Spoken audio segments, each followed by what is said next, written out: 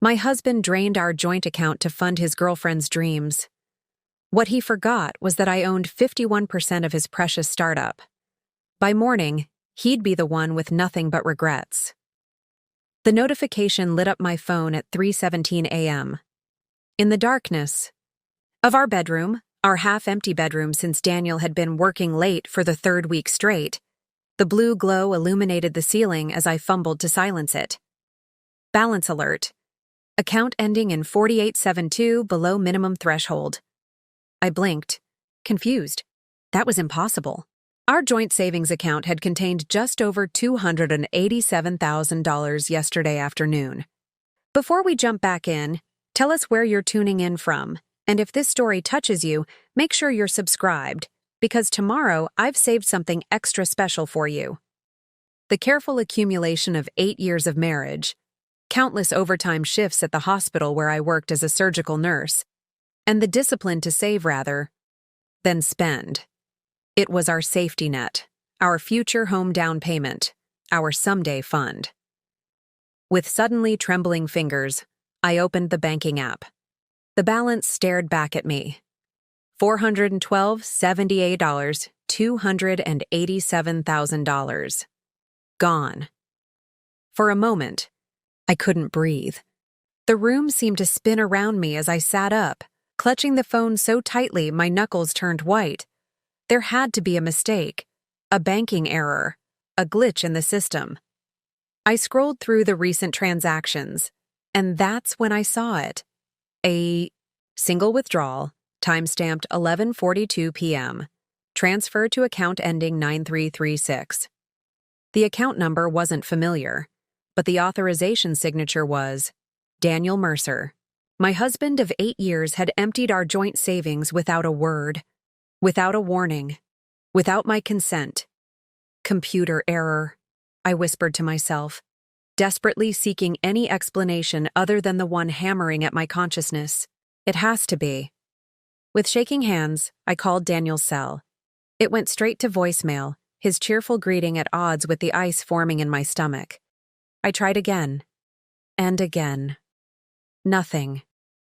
I opened our message thread and typed, "The bank says, our savings account is empty. Please call me immediately."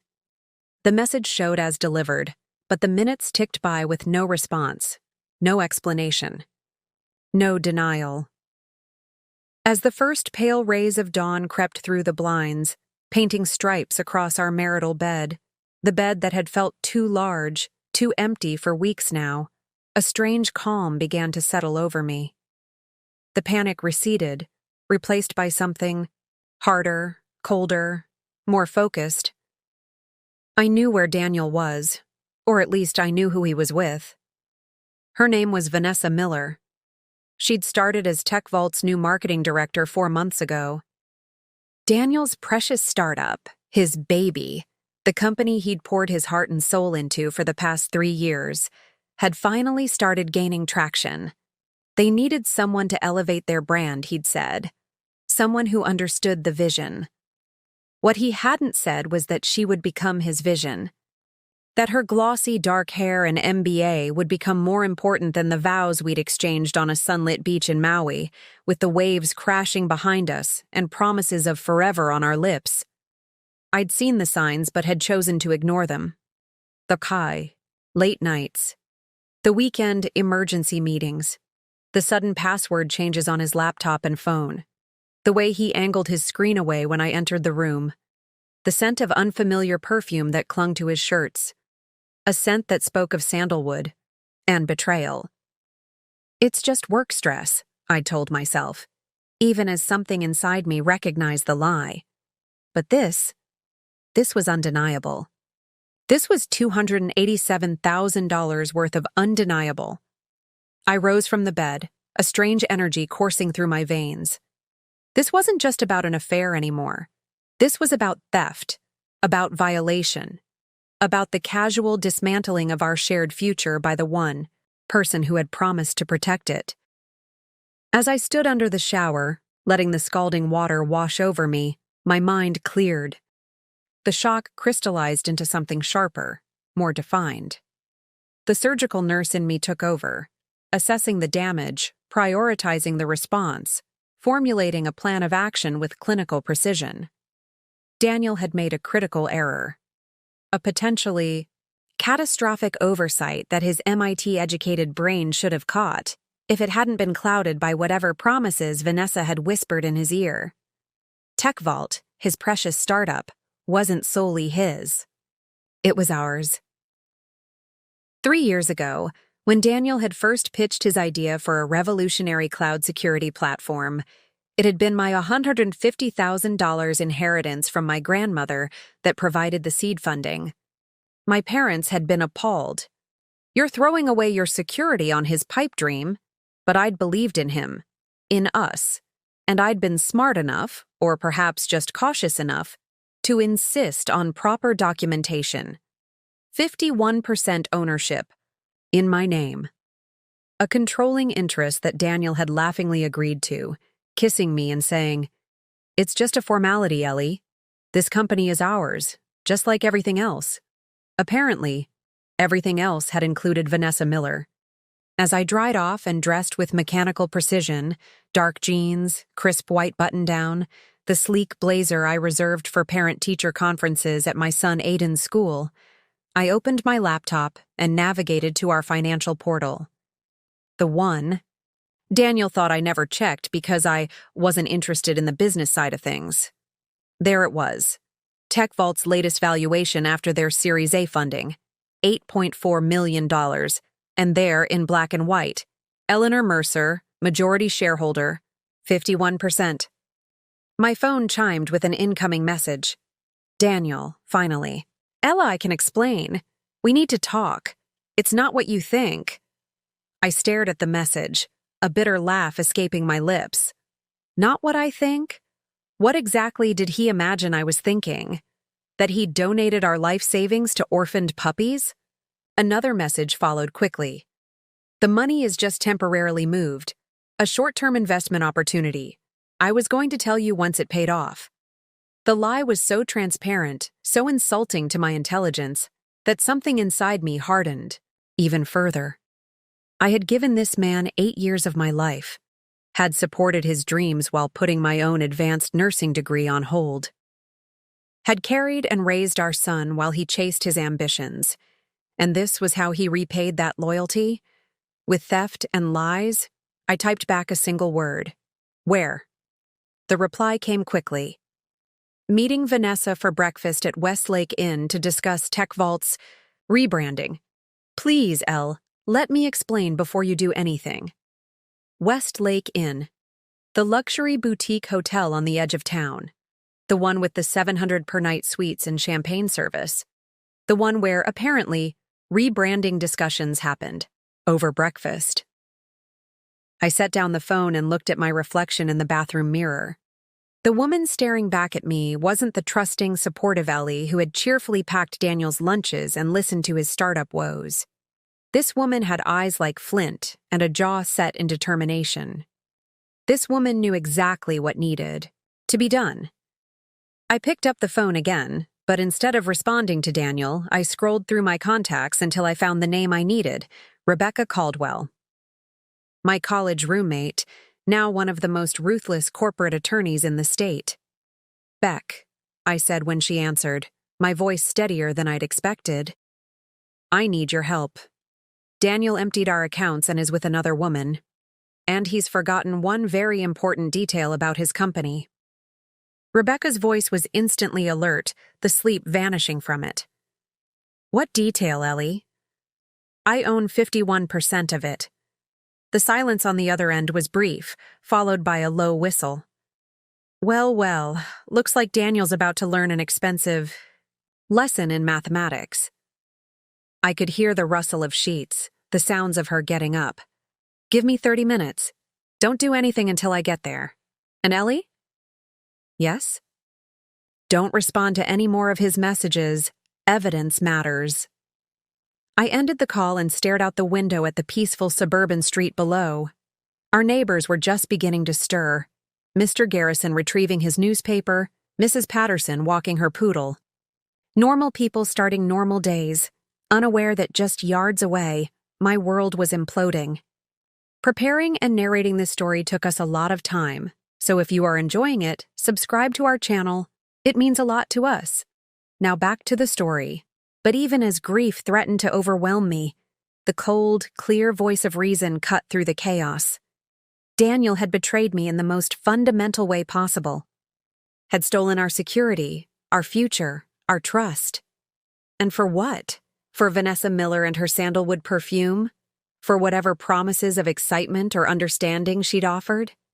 I opened my nightstand drawer and removed a small leather portfolio. Inside were the documents I'd insisted we keep copies of at home, just in case. Articles of incorporation, ownership agreements, board resolutions, all bearing my signature alongside Daniel's, all confirming what he seemed to have conveniently forgotten. Tech Vault wasn't his to gamble with.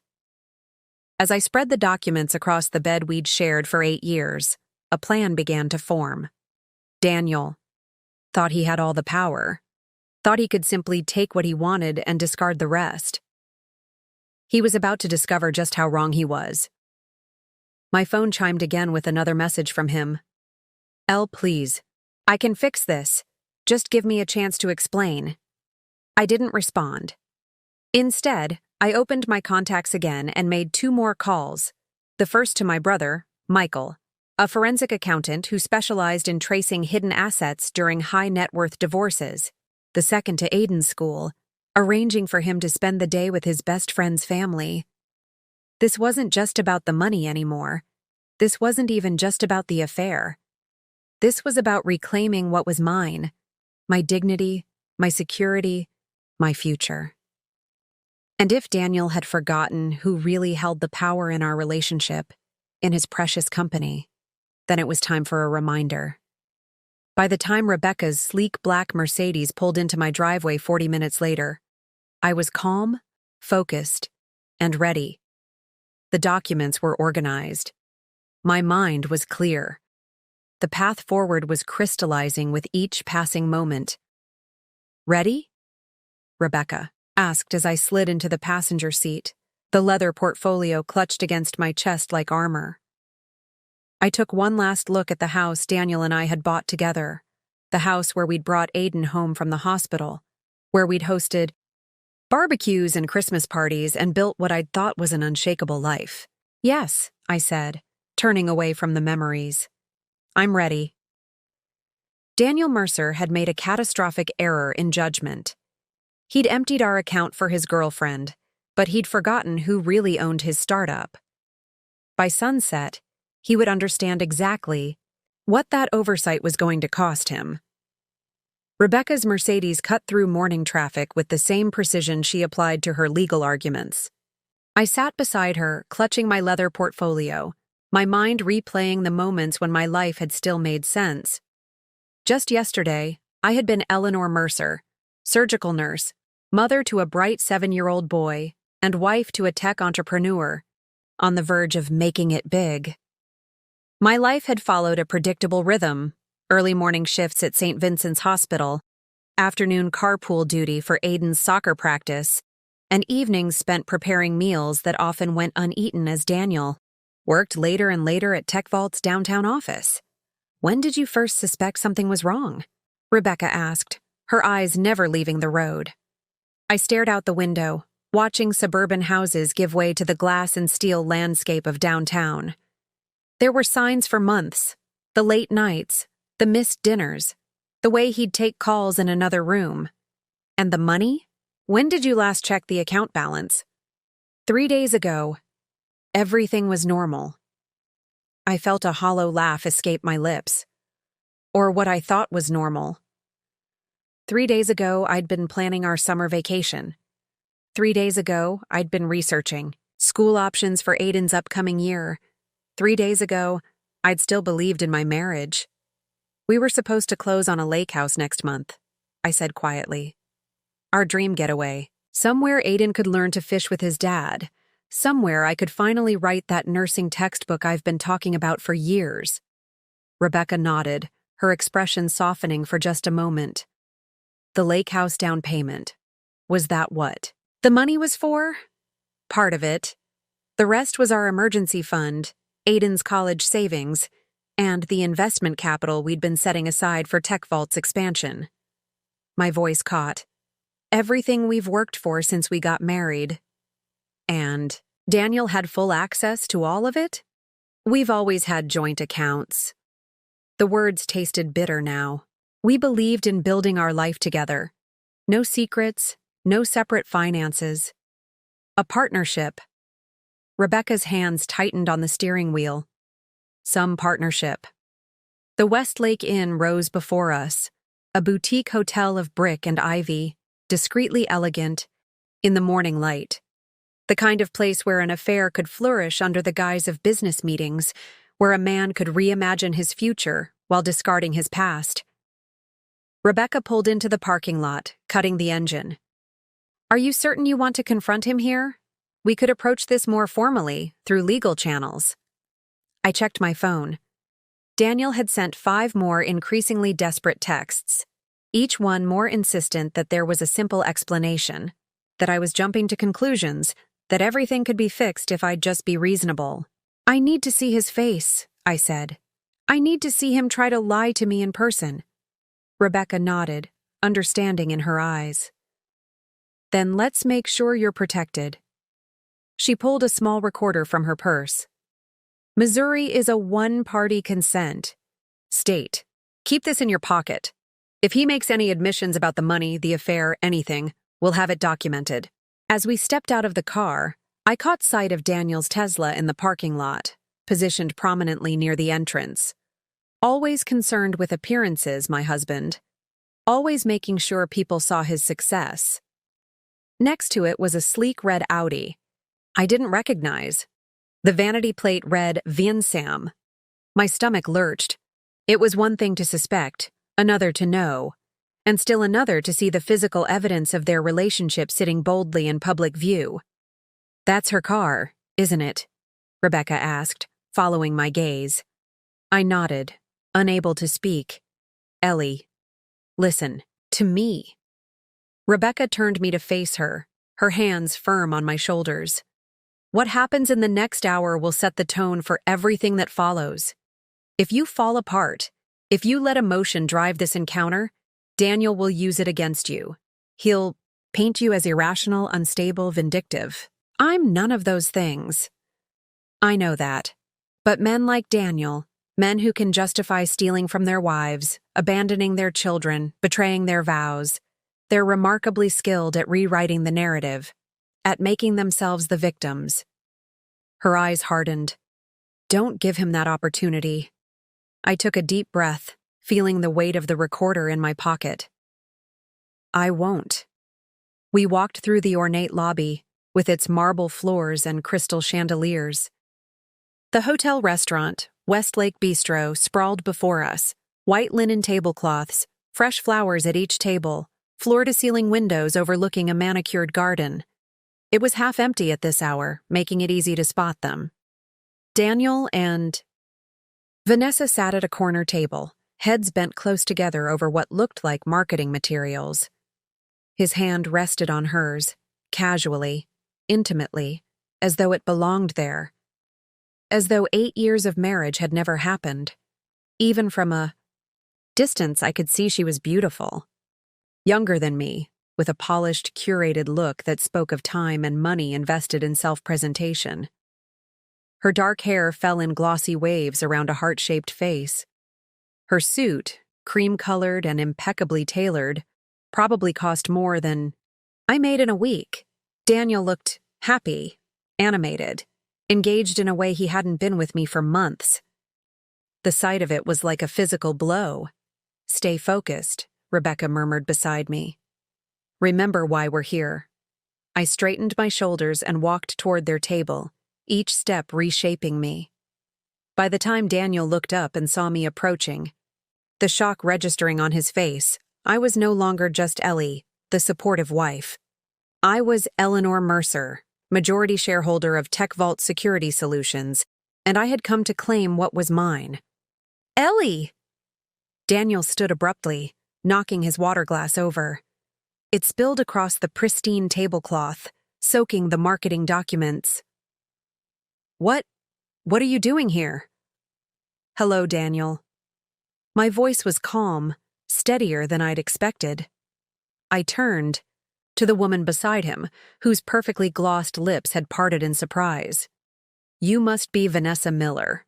I'm Eleanor Mercer, Daniel's wife. The color drained from Daniel's face. Ellie, this isn't what it looks like, I finished for him. It rarely is it? Just like our empty savings account isn't what it looks like. Just like the hotel room you undoubtedly shared last night isn't what it looks like.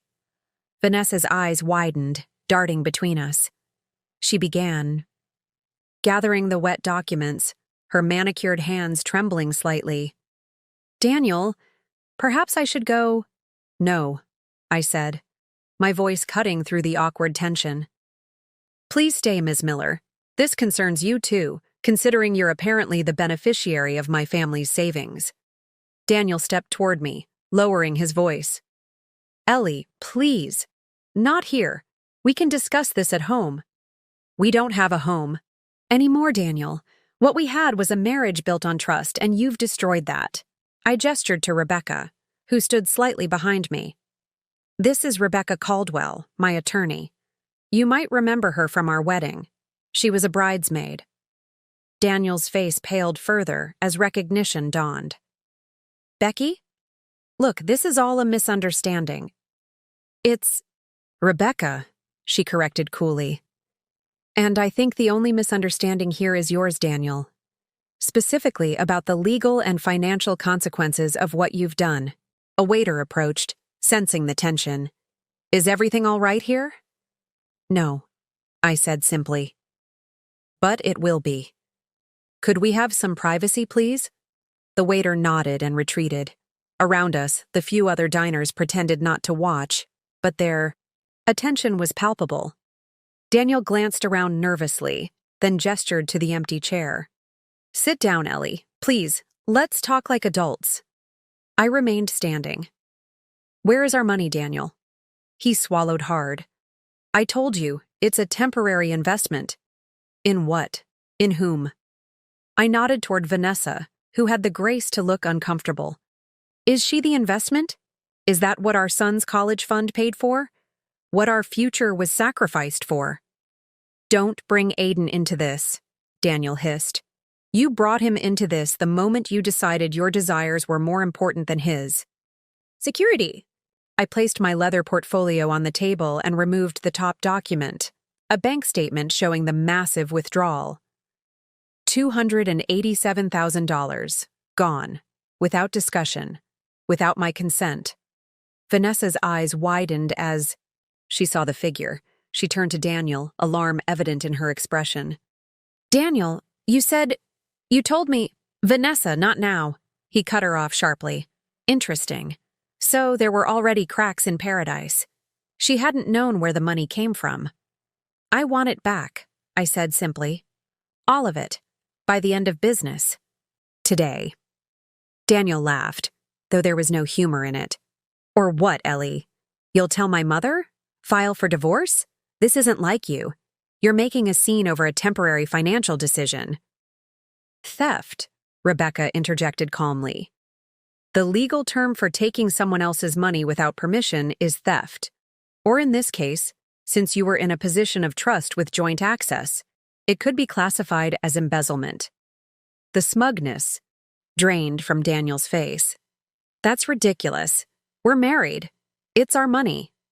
Missouri law disagrees, Rebecca said, removing another document from her briefcase. Particularly when one spouse empties a joint account without consent and transfers the funds to a third party. She nodded toward Vanessa, whose face had gone from uncomfortable to alarmed. No one transferred money to me, Vanessa said quickly. Raised an eyebrow. Then where is it, Daniel? Where exactly is our life savings right now? Daniel's jaw tightened. The arrogance I'd glimpsed earlier, that certainty that he could talk his way out of anything, was fading, replaced by something closer to fear. It's in a new business account, he finally admitted. For Vision Tech Marketing, Vanessa's new agency. She's going to handle Tech Vault's rebranding and expansion. It's a strategic investment in our future. Our future, I repeated. The words hollow. And when exactly did our future stop including me? Something flickered in his eyes. Guilt, perhaps, or merely annoyance at being caught.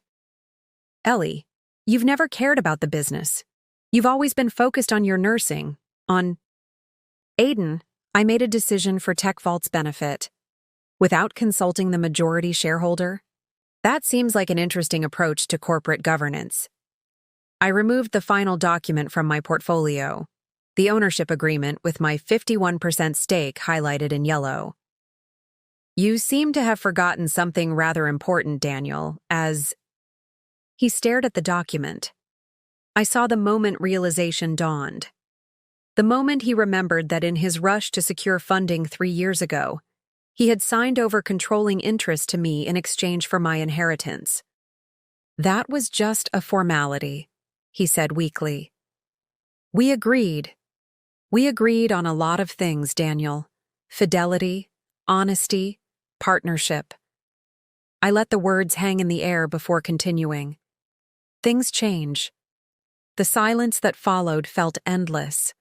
Around us, the restaurant's ambient noise, quiet conversations, the clink of silverware, soft background music, seemed to fade away, leaving only the three of us suspended in a moment of terrible clarity. Daniel stared at the ownership document, his face cycling through expressions like a slot machine: disbelief, anger, fear, calculation.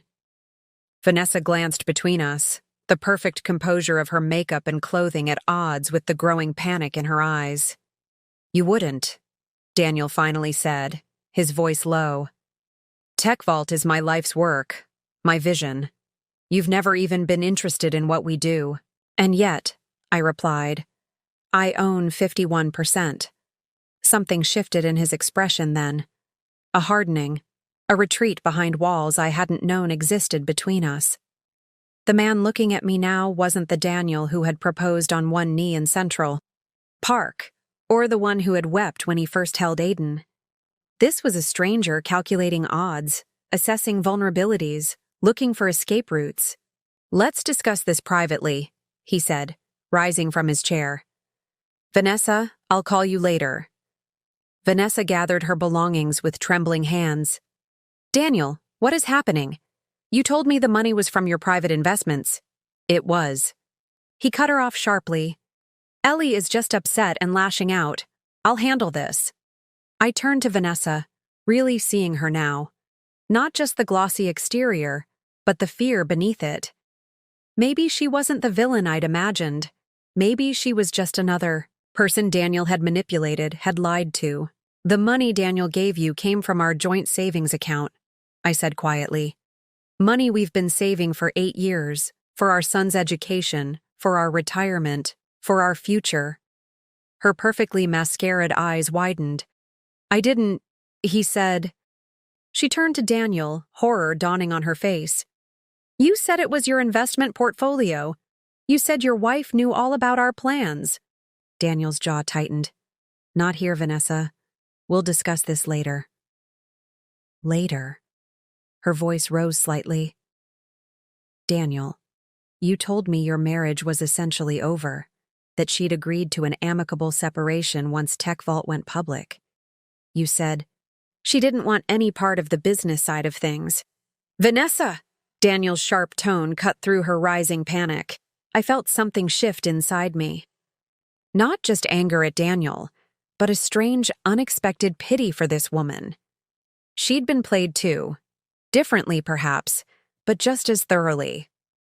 I never agreed to any separation, I said, my voice steadier than I felt. This is the first I'm hearing of it. As for the business side of things, I may have let Daniel take the lead, but that doesn't mean I wasn't paying attention. I gestured to the documents on the table.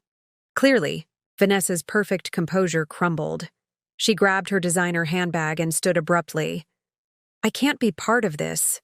Whatever this is, I didn't sign up for it. Vanessa, wait. Daniel reached for her arm, but she pulled away.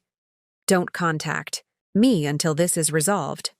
Her eyes, now bright with unshed tears, darted to me. I swear I didn't know about the money, or that things weren't as he described. Before Daniel could respond, she turned and walked swiftly toward the exit, her high heels clicking sharply on the marble floor. The sound echoed in the suddenly quiet restaurant, punctuating her departure like exclamation points.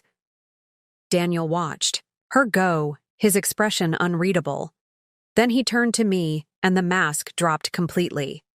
Fury replaced calculation, raw and unfiltered. "Are you happy now?" he hissed. "Is this what you wanted? To humiliate me in public? To ruin everything I've built?" Rebecca stepped forward slightly. "I think that's enough, Daniel. Eleanor has every right to—" "Stay out of this, Rebecca," he snapped. "This is between me and my wife." "Your wife?" I repeated, the words feeling strange on my tongue. "The one you stole from. The one you lied to. The one you were planning to discard once TechVault went public." Something flickered in his eyes.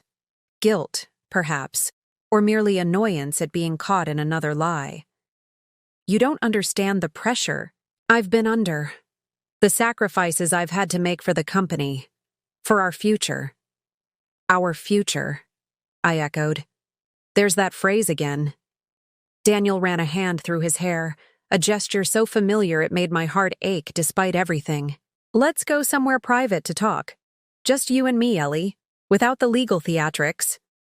He shot a pointed look at Rebecca. It was tempting, so tempting, to retreat into the familiar dynamic, to let him explain, to listen to his justifications, to try to understand, to fall back into the role of supportive wife, the one who smoothed over rough edges and made everything work. But the document on the table grounded me. The empty bank account, the lies about our marriage being over, some bridges couldn't be rebuilt once burned. "There's nothing to discuss in private that can't be said here," I replied, gesturing for Rebecca to stay. "Where is our money, Daniel?" "The exact account details. I want it transferred back today." His jaw tightened. "It's not that simple. The funds have been allocated to Vanessa's new marketing agency. Yes, you mentioned that. An agency that, until 5 minutes ago, she seemed to think was being funded by your personal investment portfolio, not our joint savings. It was a strategic business move," he insisted. "Vision Tech is going to handle TechVault's expansion. The return on investment will be—" "How much of our money is left?" I cut in. He hesitated. "What do you mean? How much of the $287,000 is still in Vision Tech's account? How much has already been spent?" The silence that followed told me everything. "It's gone," I said flatly. "All of it. In 3 days." Daniel shifted uncomfortably. "Not gone. Invested. In office space, equipment, staffing. Vision Tech is going to transform TechVault's market presence. We're on the verge of something huge, Ellie." The casual "we" struck me like a physical blow. In his mind, he and Vanessa were now the "we." I had been replaced, not just in his heart, but in his vision of the future. For the first time since the bank notification had woken me at 3:17 a.m., I felt tears threaten. The full weight of what had happened, what was still happening, crashed over me. 8 years of marriage, a child together, countless shared dreams and sacrifices and struggles. All of it meant nothing compared to whatever future Daniel had imagined with Vanessa. I blinked hard, refusing to let him see me cry. TechVault's board of directors will be very interested to hear about this unauthorized diversion of company resources, he scoffed. "What board? It's just you and me and my college roommate Trevor, who owns 5%, and Trevor will back me on this. He always does." "Actually," Rebecca interjected smoothly, "as majority shareholder, Eleanor has the authority to reconstitute the board as she sees fit. Corporate bylaws, Section 4.3. She tapped another document in her briefcase. I took the liberty of reviewing them this morning. Daniel's face paled. You can't be serious. Tech Vault is mine. It's always been mine. You've never even attended a board meeting. That's about to change, I said, my voice surprisingly steady, despite the storm of emotions swirling inside me. For a moment, I saw genuine fear in his eyes. Not just for the company, but perhaps, for the first time, fear of me, of what I might do with the power he'd forgotten I possessed.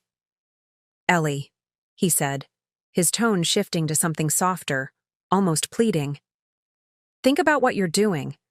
Think about Aiden, about our family. The mention of our son's name was like a knife to my heart. How dare he invoke Aiden now, after everything? I am thinking about Aiden, I said quietly. About the father who stole his college fund to impress his girlfriend. About the example you're setting for our son.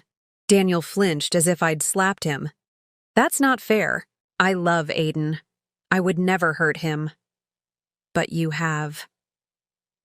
The tears I'd been fighting finally spilled over, tracing hot paths down my cheeks. You've hurt all of us. And there it was. The raw, wounded heart of it.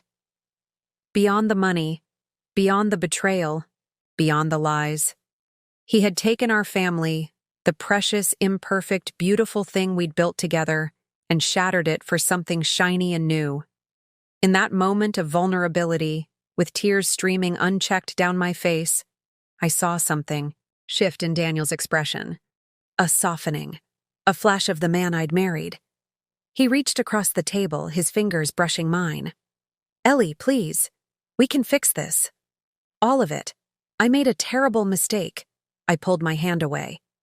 Which mistake, Daniel? Emptying our accounts? Lying about our marriage being over? Planning to push me out once the company went public? Or just getting caught? His outstretched hand fell to the table. The momentary vulnerability vanished from his eyes, replaced by something colder, more calculating. If you go through with this, he said quietly, if you use your majority stake against me, you'll destroy everything. The company will never survive without me at the helm. The investors, the clients, they believe in me, not you. Perhaps, I acknowledged, wiping away my tears with steady fingers. But I'm willing to take that risk. I gathered my documents and stood. You have until 5 p.m. to return our money. All of it. Or tomorrow morning I'll call an emergency board meeting to discuss your unauthorized use of company resources and breach of fiduciary duty. Daniel stared up at me, his expression a mixture of disbelief and dawning comprehension. You wouldn't. I looked at him, really looked at him, for what felt like the first time. Not as my husband, or Aiden's father, or even as the brilliant entrepreneur I'd supported for years, but as the man who had taken my trust and twisted it into a weapon against me. You have no idea what I would or wouldn't do anymore, Daniel, I said softly. That's the thing about betrayal. It changes people.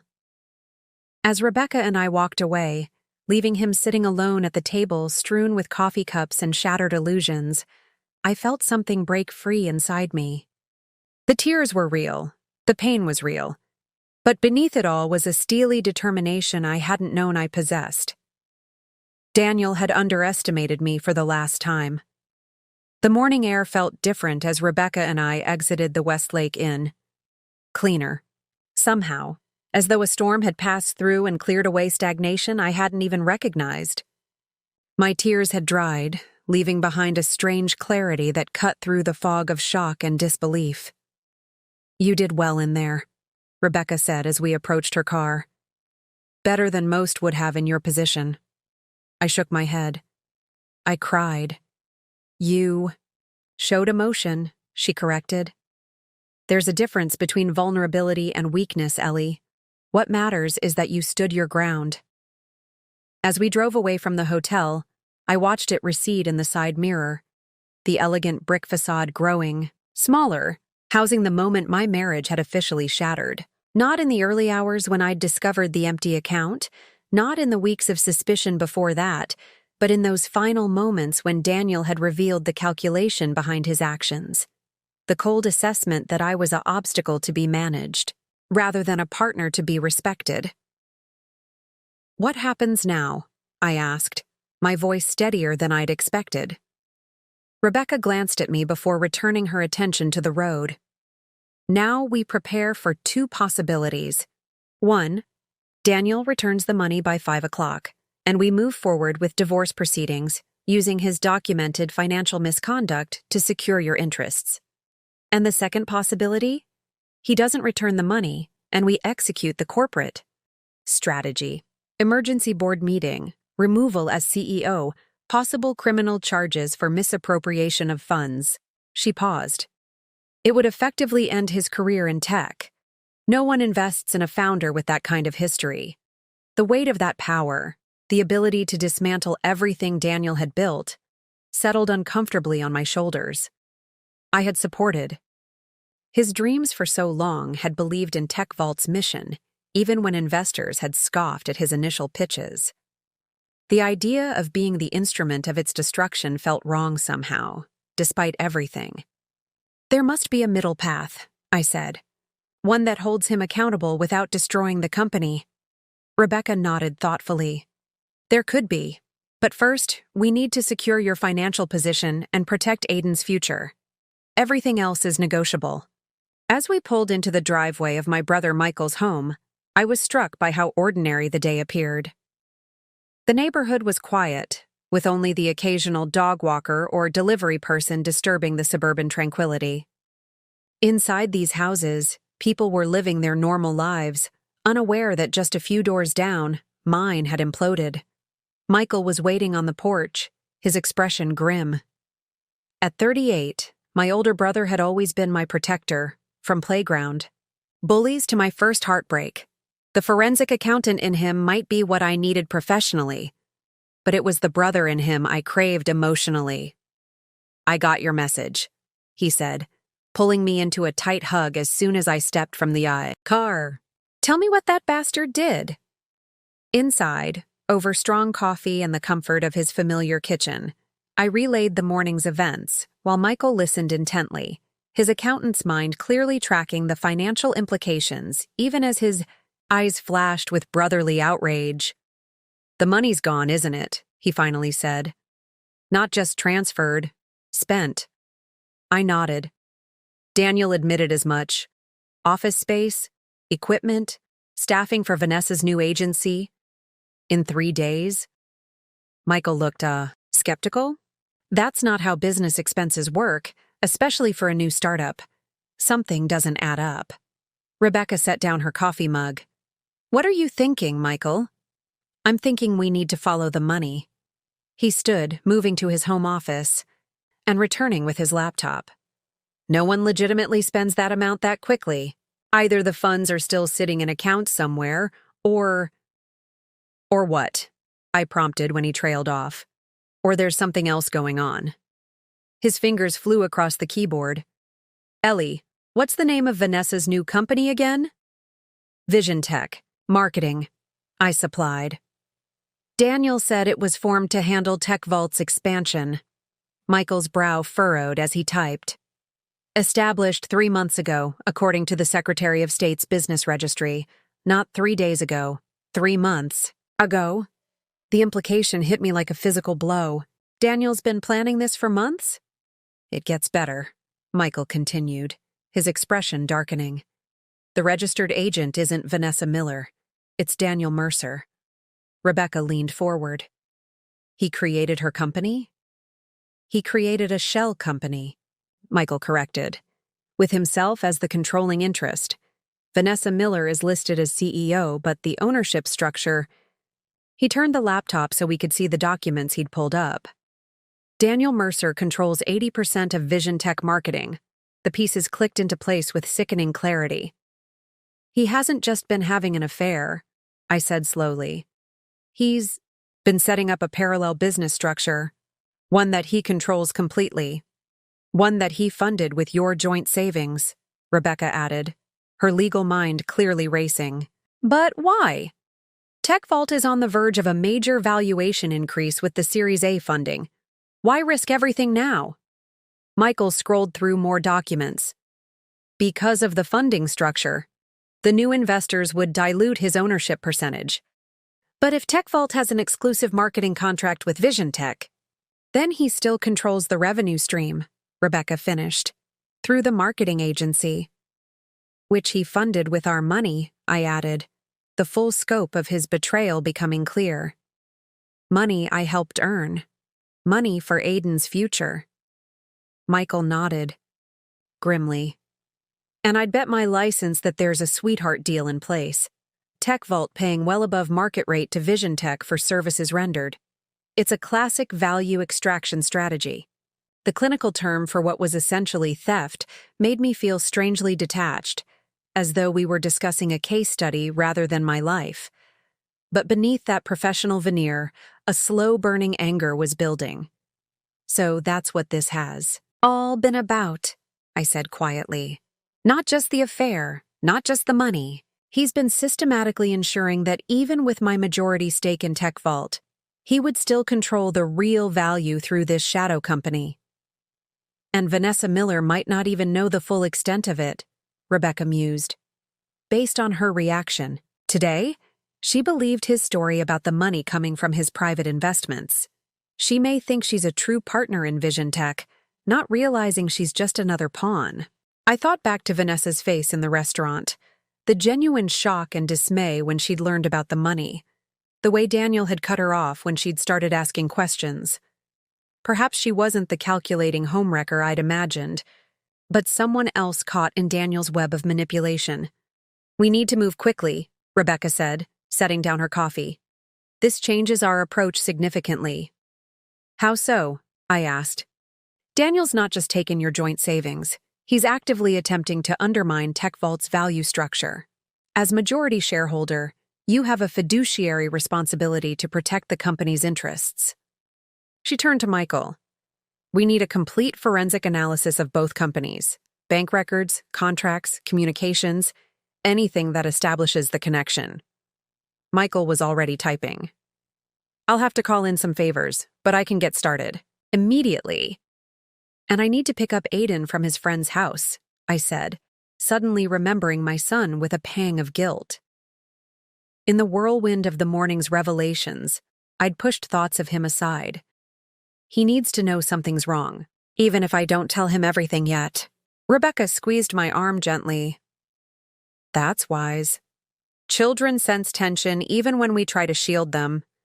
Better a simplified truth than an elaborate fiction. As I rose to leave, my phone chimed with an incoming message. Daniel, we need to talk. Alone, no lawyers, no brother, no drama, just you and me. I can explain everything. Meet me at Riverside Park at 3. I'll have the money. I showed the message to Rebecca and Michael, who exchanged skeptical glances. It's a manipulation tactic, Rebecca said immediately. He wants to get you alone, away from your support system, where he can employ the emotional leverage he's refined over 8 years of marriage. But if he really does have the money, I began. If he has the money, he can wire it to the account he took it from, Michael countered firmly. No need for a secluded meeting in the park. They were right, of course. The Daniel I'd believed in, trusted, loved, no longer existed. Perhaps he never had.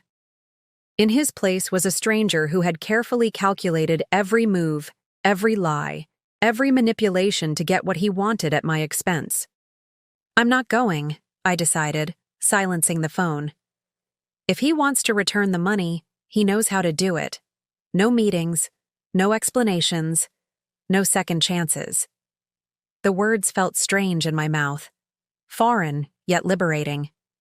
For years I had been the understanding one, the forgiving one, the one who listened to explanations and gave second chances. But that version of me had vanished somewhere between the 3:17 a.m. bank alert and the discovery of Daniel's elaborate betrayal. In her place stood someone new, someone who was still taking shape, still discovering her own boundaries and power. Someone who would protect what mattered, Aiden, my financial security, my dignity. Someone Daniel had never expected me to become. Aiden's laughter drifted from the backyard, where he was kicking a soccer ball with Michael's son, Jake. The sight of him, so innocent, so unaware of how dramatically his life was about to change, made my heart constrict painfully in my chest. How do I tell him? I asked, watching through the kitchen window as the boys executed an elaborate victory dance after a successful goal. How do I explain that his father— I couldn't finish the sentence. The words stuck in my throat, heavy with implications I wasn't ready to voice aloud. You don't have to tell him everything at once, Michael said gently, standing beside me. Kids are resilient, Ellie, more than we give them credit for. Rebecca nodded from her position at the dining table, where she'd spent the last hour making calls and drafting documents. The important thing is to be honest without burdening him with adult problems. He needs to know his world is changing, but also that he's still secure within it. Easier said than done, I thought, watching my 7-year-old son, with Daniel's eyes and my stubborn chin, playing as though the foundations of his life weren't crumbling beneath him. As I struggled to find the right approach, my mind drifted back to the beginning, to how Daniel and I had started, and how we'd ended up here. Perhaps understanding the full context would help me explain it, not just to Aiden, but to myself. Daniel and I had met in my final year of nursing school when he came into the emergency room where I was doing my clinical rotation. He'd been coding for a hackathon for 36 hours straight and had collapsed from exhaustion and dehydration. I was the nursing student assigned to monitor him after the doctor ordered IV fluids and mandatory rest. You have the most beautiful eyes I've ever seen, he'd said groggily as the fluids began to restore him. Like the ocean at dawn. I'd rolled those apparently remarkable eyes, accustomed to patients' medication-induced compliments. You should see them when I've had more than 2 hours of sleep. Instead of being deterred, he'd grinned. That lopsided, slightly mischievous smile that would eventually wear down my professional boundaries. I'd like that very much. He'd asked for my number before being discharged. I'd declined, citing ethical guidelines about provider-patient relationships. He'd nodded, apparently accepting my refusal with good grace. The next day, he'd returned to the ER waiting room with coffee. Not as a patient this time, so those ethical guidelines don't apply anymore, right? His persistence had been charming rather than creepy, his intelligence evident in the way he'd found a legitimate workaround to my objection. I'd accepted the coffee, and 2 years later, I'd accepted his proposal beneath the twinkling lights of New York City's Christmas decorations. We'd been happy, genuinely happy, for most of our marriage. Daniel's first startup had failed spectacularly, burning through his savings and a small investment from his parents. His second had been acquired for just enough to pay off the debts from the first. Tech Vault was his third attempt, and from the beginning, it had shown more promise than the others. The idea had come to him after a major cloud security breach made headlines. He'd spent weeks researching existing security protocols, identifying vulnerabilities that no one else seemed to be addressing. His excitement had been contagious as he'd explained his vision for a more robust, adaptive security system. This is it, Ellie, he'd said, his eyes bright with conviction.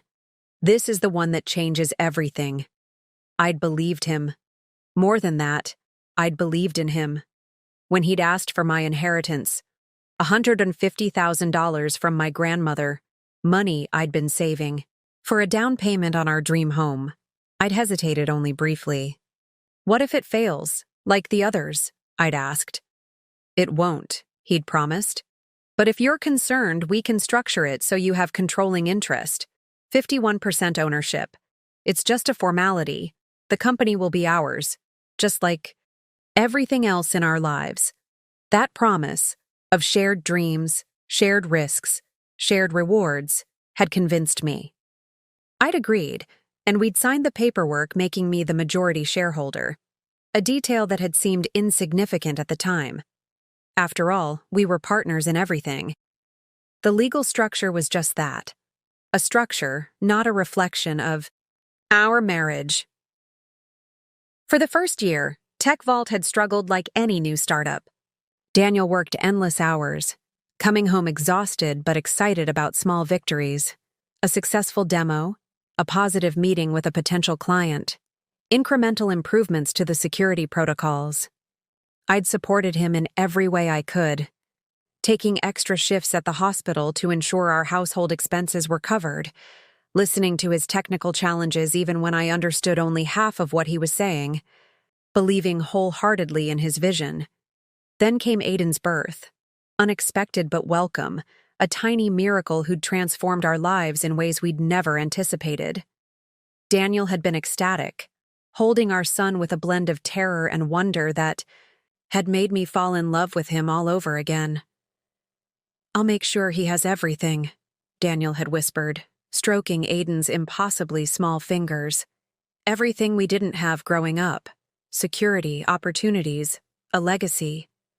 For a while, he'd been the father I'd always believed he would be, present despite his work demands, engaged with every milestone, determined to balance his entrepreneurial ambitions with his family responsibilities.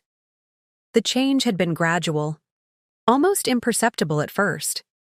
More late nights at the office, more weekend emergencies that required his immediate attention. More distraction when he was physically present, his mind clearly elsewhere even as he went through the motions of family life. I'd attributed it to Tech Vault's growing success. The company had secured its first major client, then another, then another. Daniel had hired a small team, moved from our spare bedroom to a real office downtown, begun to attract attention from industry insiders who recognized the potential of his security protocols. "It's just temporary," he'd assured me when I'd expressed concern about his absences. "Once we secure the Series A funding, things will settle down. I'll be able to delegate more, be home more."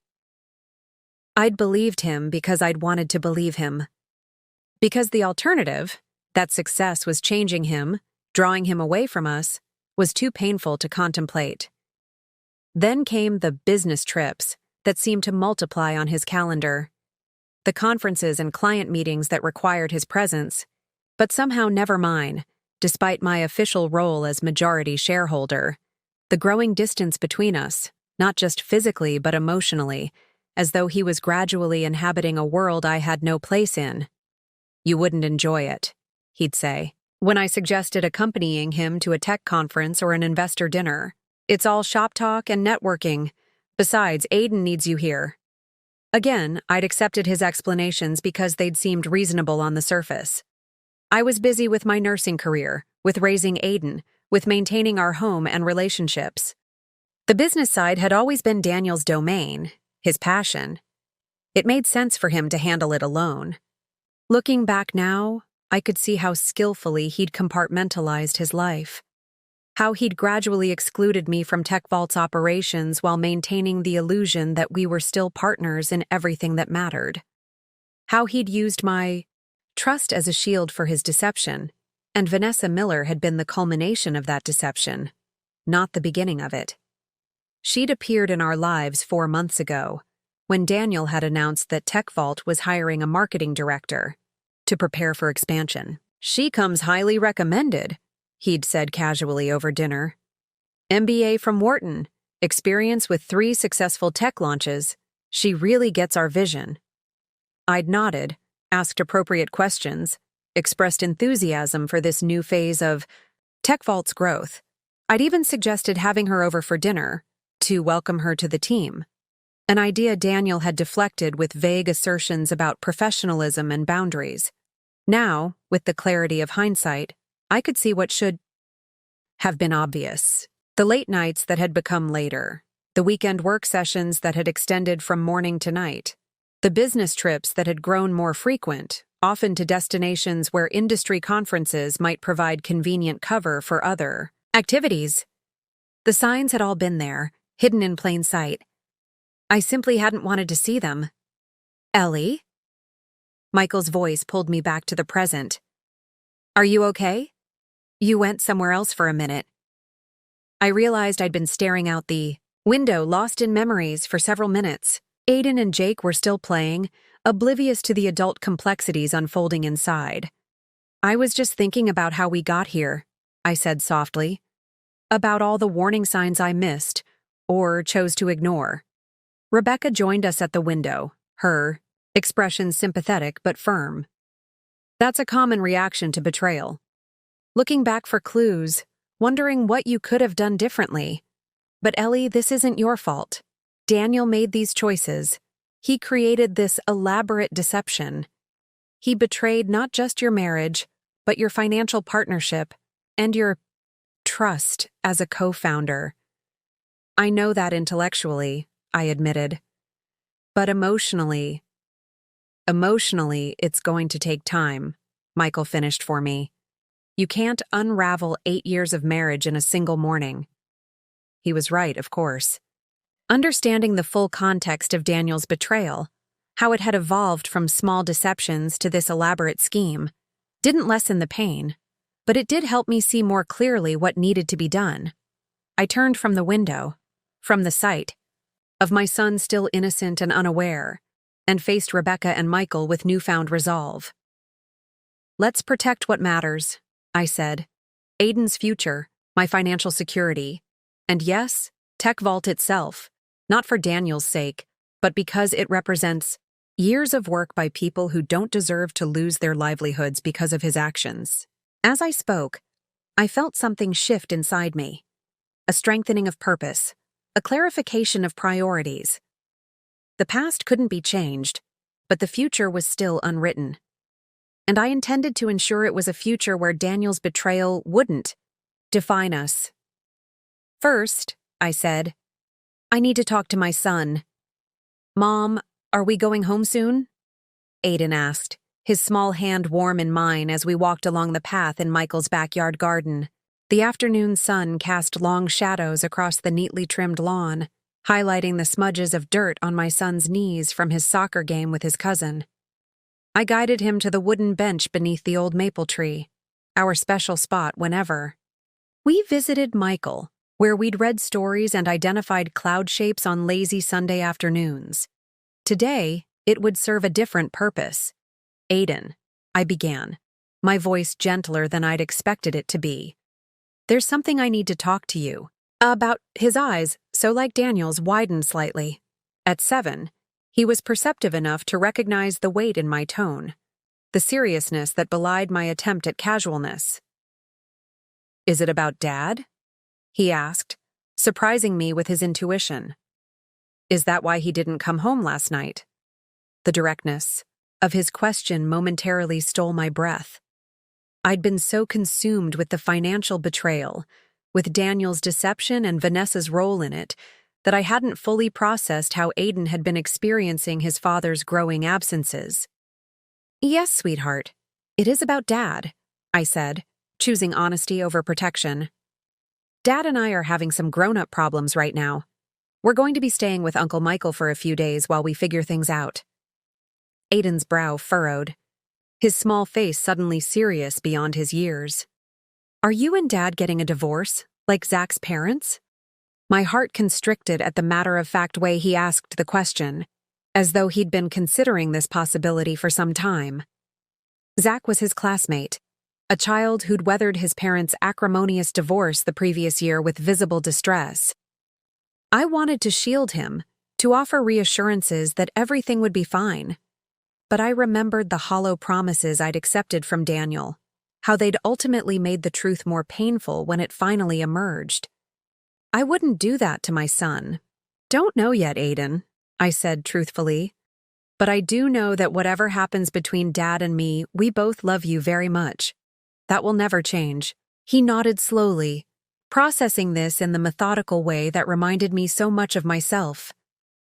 Did Dad do something bad? He asked after a moment of contemplation. Again, the urge to protect him warred with my commitment to honesty. Dad made some choices that hurt our family, I said carefully. Grown-up choices about money and trust that have made it hard for us to be together right now. Is he going to jail? Aiden's voice rose slightly, fear creeping in for the first time. "No, sweetie," I assured him quickly. "It's not that kind of bad choice. It's more about breaking promises between Dad and me." Aiden was quiet for a long moment, his small fingers picking at a loose thread on his shirt. When he spoke again, his voice was smaller, more vulnerable. "Is it my fault? Because I broke my tablet last month and you guys had that fight about buying a new one?" The innocent question struck me like a physical blow. Children so often internalized their parents' conflicts, finding ways to blame themselves for adult problems that had nothing to do with them. "Aiden, look at me," I said, turning his face gently toward mine. "None of this is your fault. Not one single bit. This is about choices that Dad and I made as adults. You are the best thing in both our lives, and nothing will ever change that." He studied my face, searching for truth in the way children do, with unflinching directness. Whatever he saw there must have satisfied him, because he nodded once, decisively. "Okay, but I still get to see Dad, right?" "Of course," I said, though uncertainty fluttered in my chest. How would custody work? How would co-parenting function after such a profound betrayal? Questions for another day. "Dad loves you, and you'll definitely still see him." Aiden leaned against me, his small body warm against my side. "I'm sad," he said simply, "but I'm okay if you're okay, Mom."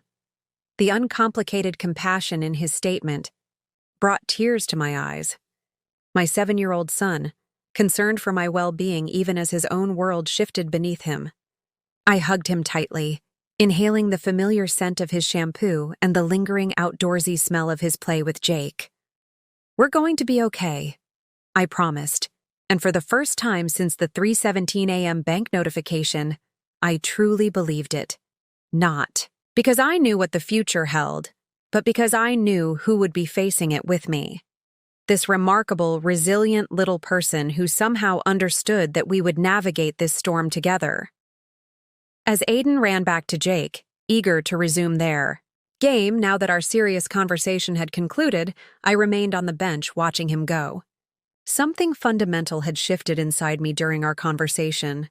A crystallization of purpose, a clarification of priorities. For weeks I had been trying to understand what had gone wrong in my marriage, what signs I had missed, what I could have done differently. I'd been looking backward, seeking explanations for Daniel's betrayal in our shared history. But sitting there, watching my son's resilience in action, I realized I'd been asking the wrong questions. The past couldn't be changed. Daniel's choices were his own, motivated by factors I might never fully understand. What mattered now wasn't why it had happened, but what I would do next, and what I would do next needed to be guided by one principle: creating the most stable, secure future possible for Aiden and myself. That meant no rash decisions driven by hurt or revenge, no sacrificing long-term security for short-term satisfaction, no destroying what could be salvaged simply because parts were irreparably broken. I pulled out my phone, ignoring the 7 missed calls from Daniel, and opened my calendar app. There, neatly scheduled for the following morning, was a reminder. Tech Vault Board Meeting, Quarterly Update. The quarterly board meeting that Daniel had tried to persuade me to skip, citing my busy schedule at the hospital and the routine nature of the updates. The meeting I'd agreed to miss because I trusted him to represent our shared interests. "Not this time," I murmured, pressing the attending button. I returned to the house, finding Rebecca and Michael deep in conversation at the dining table, surrounded by papers and open laptops. "I've made a decision," I announced, my voice steadier than it had been all day. "I'm attending tomorrow's Tech Vault Board meeting." They looked up, surprise evident on both their faces. "That's unexpected," Rebecca said carefully. "Are you sure that's the best approach? It might be more strategic to call an emergency meeting after we've gathered more evidence." I shook my head. "The quarterly meeting is already on the books. All the board members will be there, including Trevor Barnes with his 5%. So will the key investors. It's the perfect opportunity to address what's happened without appearing reactionary. Michael looked skeptical. Daniel will be prepared. To control the narrative? He's had months to lay groundwork for whatever he's planning. Yes, he has, I agreed. But he's been preparing to manage the Eleanor Mercer he's known for 8 years. The supportive wife who trusted him implicitly, who lacked confidence in business settings, who deferred to his expertise in all things tech vault. I straightened my shoulders. That woman no longer exists. Something in my tone must have conveyed my newfound resolve, because Rebecca's expression shifted from concern to consideration. It could work, she said thoughtfully, especially if we spend tonight preparing thoroughly. The element of surprise is powerful. Daniel won't expect you to show up, let alone to challenge him. We'll need to be strategic, Michael cautioned. If Daniel hasn't returned the money by the 5 o'clock deadline, we should be prepared to present evidence of the financial misappropriation. But we should also have a clear proposal for moving forward, one that protects Tech Vault's stability while securing your interests. I agree, I said, joining them at the table. This isn't about destroying Daniel or Tech Vault. It's about protecting what's mine, my investment, my son's future, and yes, the company itself. As we bent over the documents, formulating strategies, and contingency plans, I felt a strange calm settle over me. The tears and shock of the morning seemed to belong to another person, another life. The path ahead was still uncertain, fraught with challenges I couldn't yet anticipate, but my direction was clear. Daniel had underestimated me in the most fundamental way possible. He had mistaken my trust for weakness, my support for dependency, my patience for passivity. He had calculated that I would either crumble under the betrayal or lash out ineffectively, allowing him to manage the fallout on his terms. He hadn't accounted for this third option, this transformation from shocked victim to strategic adversary. He hadn't imagined that in destroying our marriage, he might create something he couldn't control. A woman who understood exactly what she had to lose and exactly what she needed to do to protect it. My phone chimed with a text message. Daniel. Again. 5 p.m. deadline approaching. We need to talk. Last chance, Ellie. I set the phone aside without responding. The Eleanor who would have been swayed by that veiled threat, who would have given him one more chance to explain, who would have prioritized peace over justice, she was gone. In her place stood someone stronger. Someone who saw clearly now what she had been blind to before. Someone who understood that true strength wasn't found in forgiveness without accountability, or in compromise without consequence. As 5 o'clock came and went with no transfer of funds, no real attempt at restitution, I made a final decision, one that would alter the course of all our lives. Rebecca, I said quietly, prepare the documents for tomorrow, all of them, including the motion to remove Daniel Mercer as CEO of Tech Vault, effective immediately. The die was cast. By this time tomorrow, nothing would be the same. And for the first time since this nightmare began, I was ready. Dawn broke with startling clarity, sunlight streaming through Michael's guest room window as I finished buttoning my navy blue blazer. I'd slept surprisingly well, perhaps 4 hours in total, but they had been deep and dreamless, my mind seemingly grateful for the respite after yesterday's emotional marathon. The woman who stared back at me from the mirror looked composed, professional.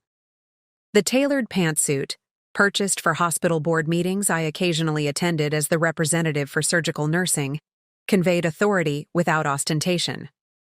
Pearl earrings, a gift from my mother when I graduated nursing school, added a touch of elegance that felt like armor.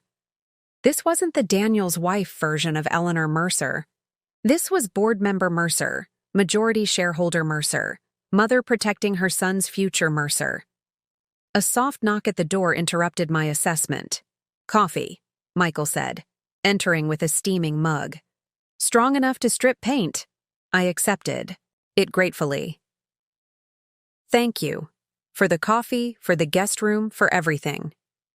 You'd do the same for me.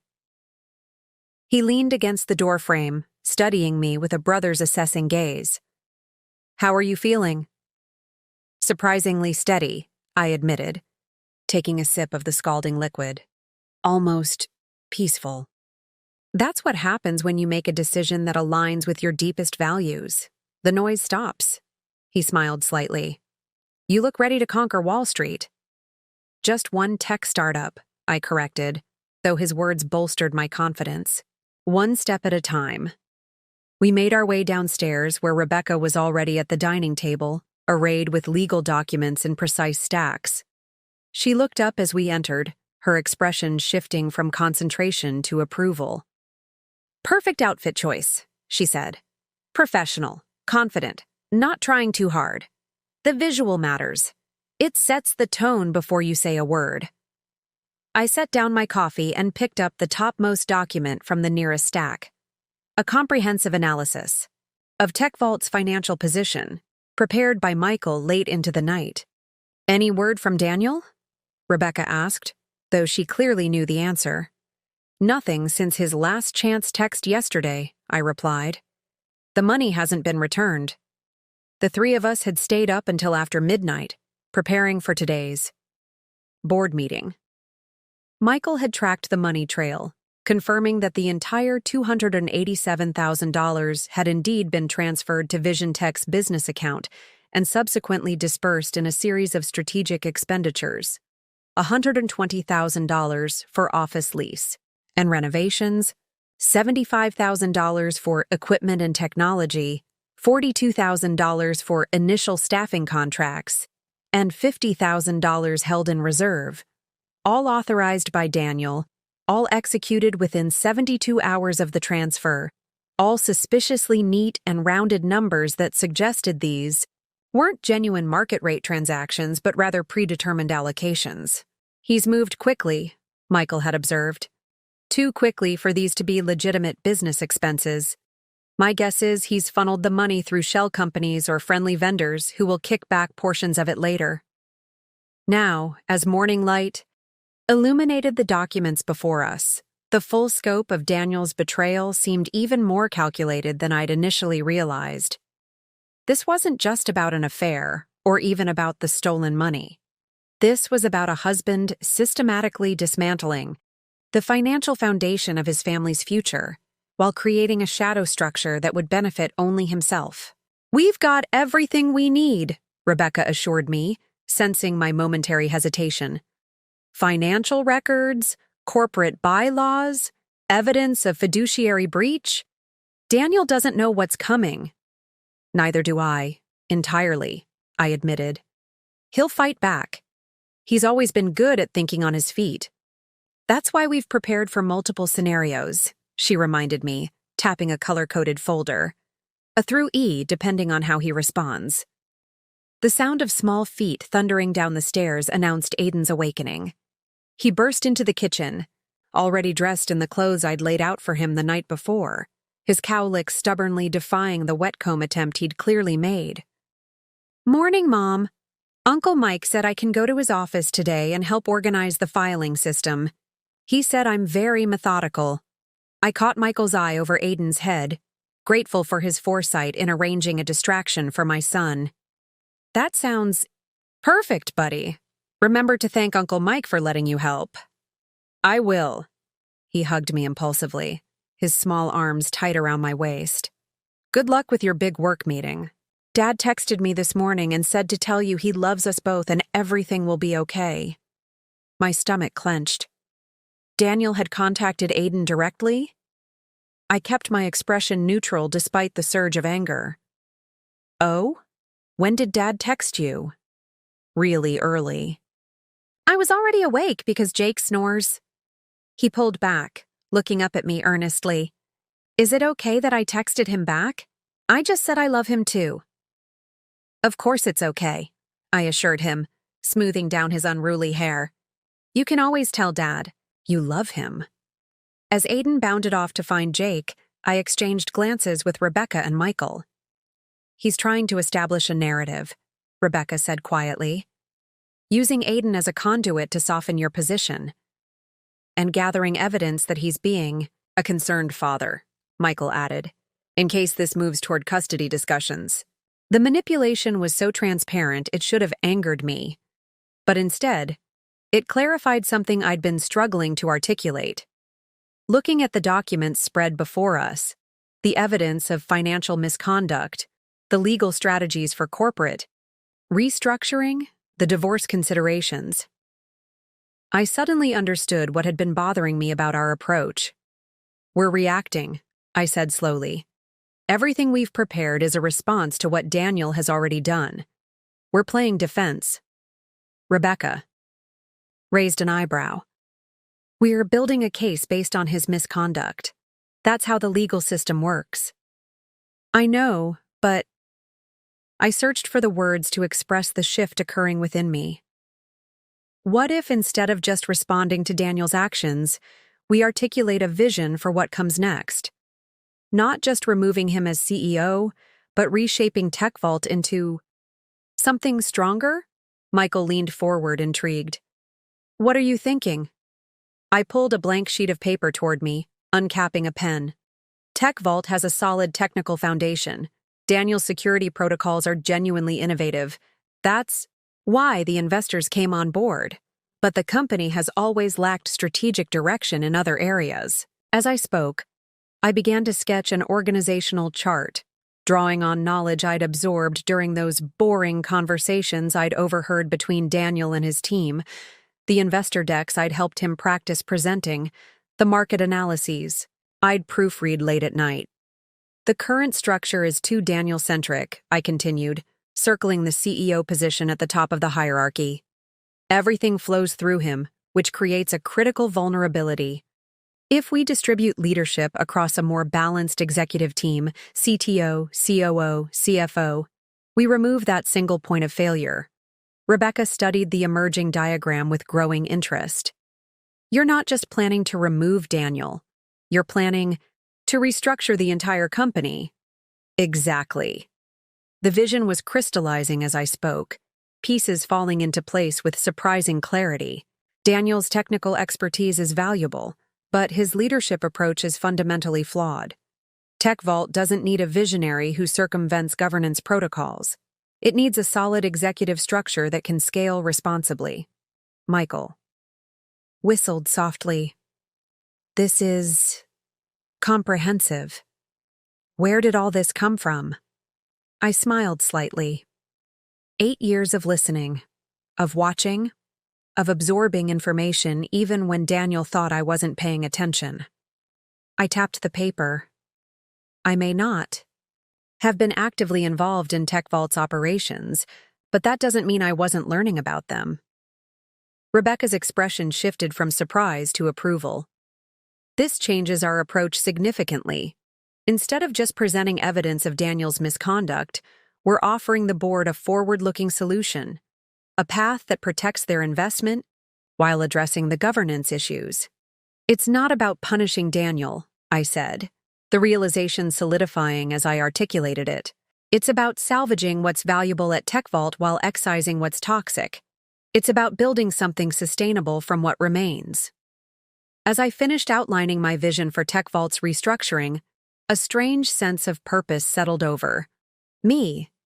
For years, I had defined myself primarily as Daniel's wife, Aiden's mother, a dedicated but ultimately secondary character in the narrative of our family life.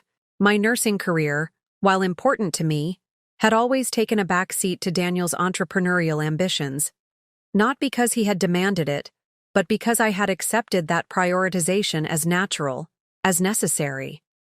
Now, confronted with the collapse of that carefully constructed identity, I was discovering something unexpected, a capacity for strategic thinking I hadn't fully acknowledged, a clarity of purpose that transcended my relationship with Daniel, a strength that had always been present but never fully expressed.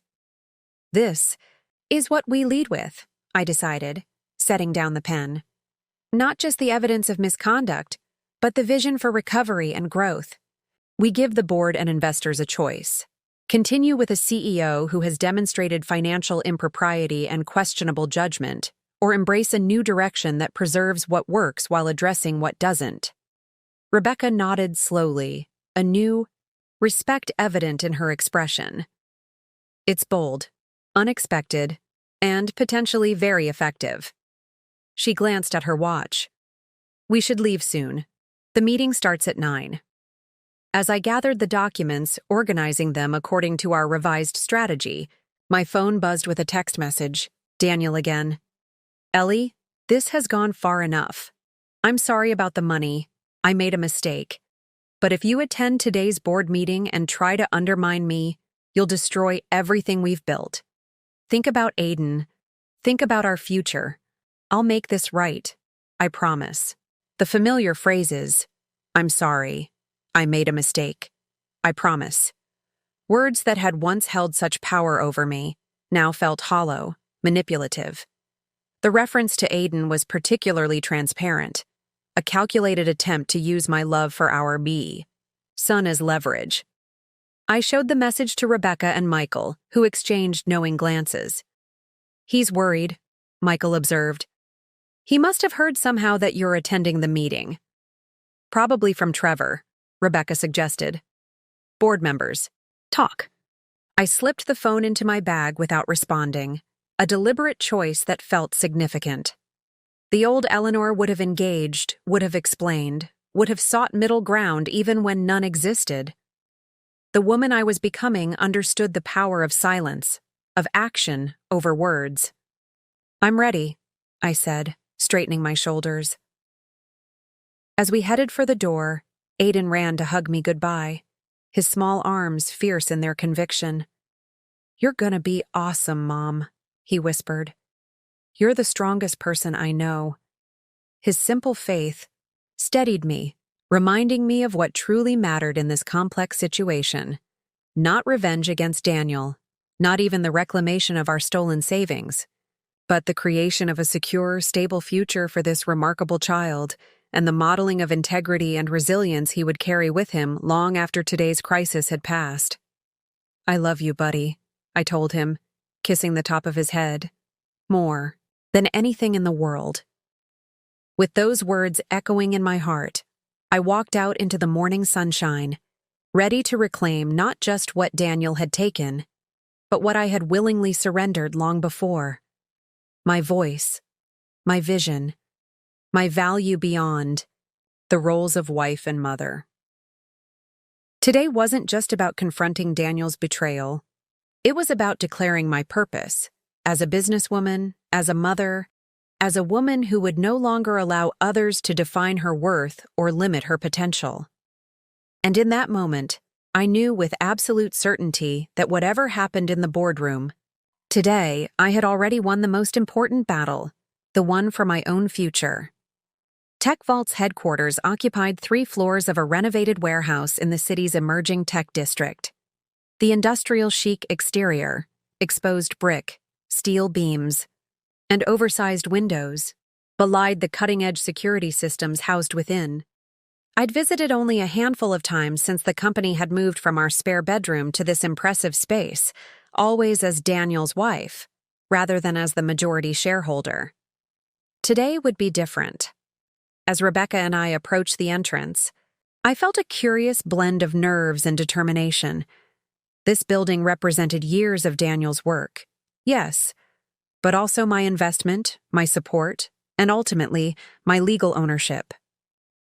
Remember, Rebecca murmured as we stepped into the lobby, you belong here more than anyone. Act like it. The receptionist looked up, recognition flickering across her face. Mrs. Mercer, we weren't expecting you today. It's Ms. Mercer, actually, I corrected gently. I'm here for the board meeting. Eleanor Mercer, majority shareholder. The slight emphasis on my title felt foreign on my tongue, but necessary, establishing from the outset that I was present in my official capacity, not as an extension of Daniel. Of course, Ms. Mercer, the meeting is in the main conference room on the 3rd floor. Mr. Mercer hasn't arrived yet, but Mr. Barnes is already here. Trevor Barnes, Daniel's college roommate, TechVault's nominal chief technology officer, and 5% equity holder. I'd met him a dozen times at company functions and family barbecues, had listened to Daniel describe him as brilliant but disorganized, a technical genius who needed Daniel's vision and leadership to function effectively. "Thank you," I said, accepting the visitor badges the receptionist hastily produced for Rebecca and me. "We know the way." In the elevator, Rebecca gave my arm a reassuring squeeze. First hurdle cleared. The receptionist will undoubtedly alert Daniel that you're here, which means he'll be scrambling to adjust his strategy. I nodded, mentally reviewing our plan. We had decided on a three-pronged approach. First, present the evidence of financial misconduct clearly and dispassionately, focusing on the facts rather than emotional impact. Second, introduce my vision for TechVault's restructuring, not as a punitive measure against Daniel, but as a necessary evolution for the company's long-term stability. Third, propose a separation of personal and professional matters, a fair divorce, settlement in exchange for Daniel's cooperation with the corporate transition. It was a strategy that prioritized resolution over retribution, stability over scorched earth. A path that would protect Aiden's future and secure my financial position without unnecessarily destroying what Daniel had built. Assuming, of course, that Daniel would behave rationally, a substantial assumption given recent events. The elevator. Doors opened onto TechVault's main floor, a bustling open workspace where engineers and developers clustered around standing desks and collaborative stations. Several heads turned as Rebecca and I stepped out, whispers following in our wake. Clearly, news of my arrival was already circulating. A young woman in dark-rimmed glasses approached, her expression somewhere between nervous and respectful. "Ms. Mercer, I'm Zoe Chen, head of product development. Can I show you to the conference room?" "Thank you, Zoe. That would be helpful." As we followed her through the workspace, I noted details I'd missed during my infrequent visits. The equal gender balance among the technical staff, unusual in the male-dominated tech industry, the vibrant collaboration spaces interspersed with private focus booths, the general atmosphere of engaged innovation rather than frantic hustle. Whatever Daniel's personal failings, he had built a workplace culture that appeared genuinely positive. Something worth preserving, perhaps, even as its leadership structure changed. The conference room door stood ajar, voices drifting out, one unmistakably Trevor's, with its distinctive nervous energy. Can't just show up without warning. There's protocol, a structure to these things. "She's the majority shareholder, Trevor." This voice belonged to Elizabeth Winters, I realized, the lead investor from Vertex Capital who had spearheaded TechVault's Series A funding. "She doesn't need an invitation to attend a board meeting." Zoe knocked lightly on the doorframe, then stepped aside to announce us. "Ms. Mercer and her attorney have arrived." All conversation ceased as Rebecca and I entered the room. Trevor, Barnes sat halfway down the long conference table, his perpetually rumpled appearance accentuated by what appeared to be a hastily donned sport coat over a faded tech conference t-shirt. Across from him, Elizabeth Winters, elegant, silver-haired, sharp-eyed, assessed us with undisguised interest. "Eleanor," she said, rising to extend her hand. "What an unexpected pleasure. I've been hoping to meet the woman behind TechVault's initial funding for quite some time." Her emphasis on my financial role was subtle but significant, acknowledging my position as more than just Daniel's wife, in a way Daniel had rarely done himself. "The pleasure is mine, Elizabeth," I replied, matching her firm handshake. "Though, I wish it were under different circumstances." Trevor shifted uncomfortably in his chair. Eleanor, this is highly unusual. Daniel handles these meetings as we agreed when the company was formed. That arrangement was informal, not legally binding, Rebecca interjected smoothly, setting her briefcase on the table. As majority shareholder, Ms. Mercer has not only the right, but the responsibility to participate in governance matters. Trevor's eyes darted between us, his expression troubled. Daniel's on his way. He said we should wait before discussing anything substantive. I imagine he did, I said mildly, taking a seat at the head of the table. Daniel's usual position, I noted from the abandoned coffee mug bearing his name. A small gesture, but a meaningful one. Rebecca sat beside me, arranging our materials with practiced efficiency. Elizabeth Winters returned to her seat, watching the proceedings with the keen interest of someone recognizing the opening moves of a significant game. While we wait for Daniel, I said, perhaps you could bring me up to speed on the company's current status, Trevor. I understand from the pre-meeting materials that the Series A funding has been fully secured. Trevor blinked, clearly caught off guard by my knowledge of the financial details. Yes, we closed the round last month. $12 million, with Vertex as the lead. He glanced at Elizabeth, who nodded in confirmation. We're using the capital to expand the development team and accelerate our enterprise security product launch. And the partnership with Vision Tech Marketing? I asked, careful to keep my tone neutral. That wasn't mentioned in the materials. Trevor's face flushed. That's, a recent development. Daniel can explain better when he arrives. I'm sure he can. I agreed. But as I understand it, a significant sum has already been allocated to this partnership. Specifically, $287,000 transferred to Vision Tech's accounts 3 days ago. The room fell silent. Elizabeth Winters leaned forward slightly, her gaze sharpening. I wasn't aware of any such expenditure. That exceeds Daniel's discretionary spending authority as outlined in our investment agreement. Before Trevor could respond, the conference room door burst open. Daniel stood in the threshold, his usual polished appearance notably absent. His shirt was wrinkled, his hair disheveled, his expression a volatile mixture of anger and apprehension. Ellie, he said, his voice tight with controlled fury. What are you doing here? I met his gaze steadily, refusing to be diminished by his obvious attempt at intimidation. Attending a board meeting, Daniel, as is my right as majority shareholder. Need to talk privately, he insisted. This isn't the venue for... For what? I interrupted, my voice calm but firm. For discussing the unauthorized transfer of $287,000 from our joint savings account to fund Vision Tech Marketing? Or for addressing the fact that you personally control 80% of this supposed partner company? Elizabeth Winters' eyebrows shot up. Trevor slumped in his chair, shooting Daniel a look that screamed, I told you this was a bad idea. Daniel's jaw tightened. You're misrepresenting the situation completely. The transfer was a temporary measure to secure a critical service provider. A service provider that you secretly own and control, Rebecca interjected, sliding copies of Vision Tech's corporate registration documents across the table. A clear conflict of interest that you failed to disclose to your board or investors. Daniel's eyes darted around the table, assessing the shifting dynamics. Whatever strategy he had planned, perhaps counting on my absence, on Trevor's support, on his ability to control the narrative, was rapidly unraveling. In that moment, watching him recalibrate, I recognized something I had missed throughout our marriage.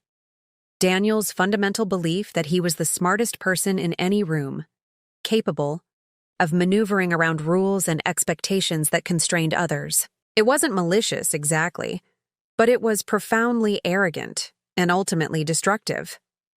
I can explain everything, he said, moving to take a seat opposite me. But first, I think we should ask non-board members to step out. He glanced pointedly at Rebecca. Ms. Caldwell stays, I said firmly, as my legal representative, and I believe we should invite Jacob Morris to join us as well. Jacob Morris, TechVault's CFO, a quiet, methodical man who had always seemed slightly overshadowed by Daniel's more dynamic presence.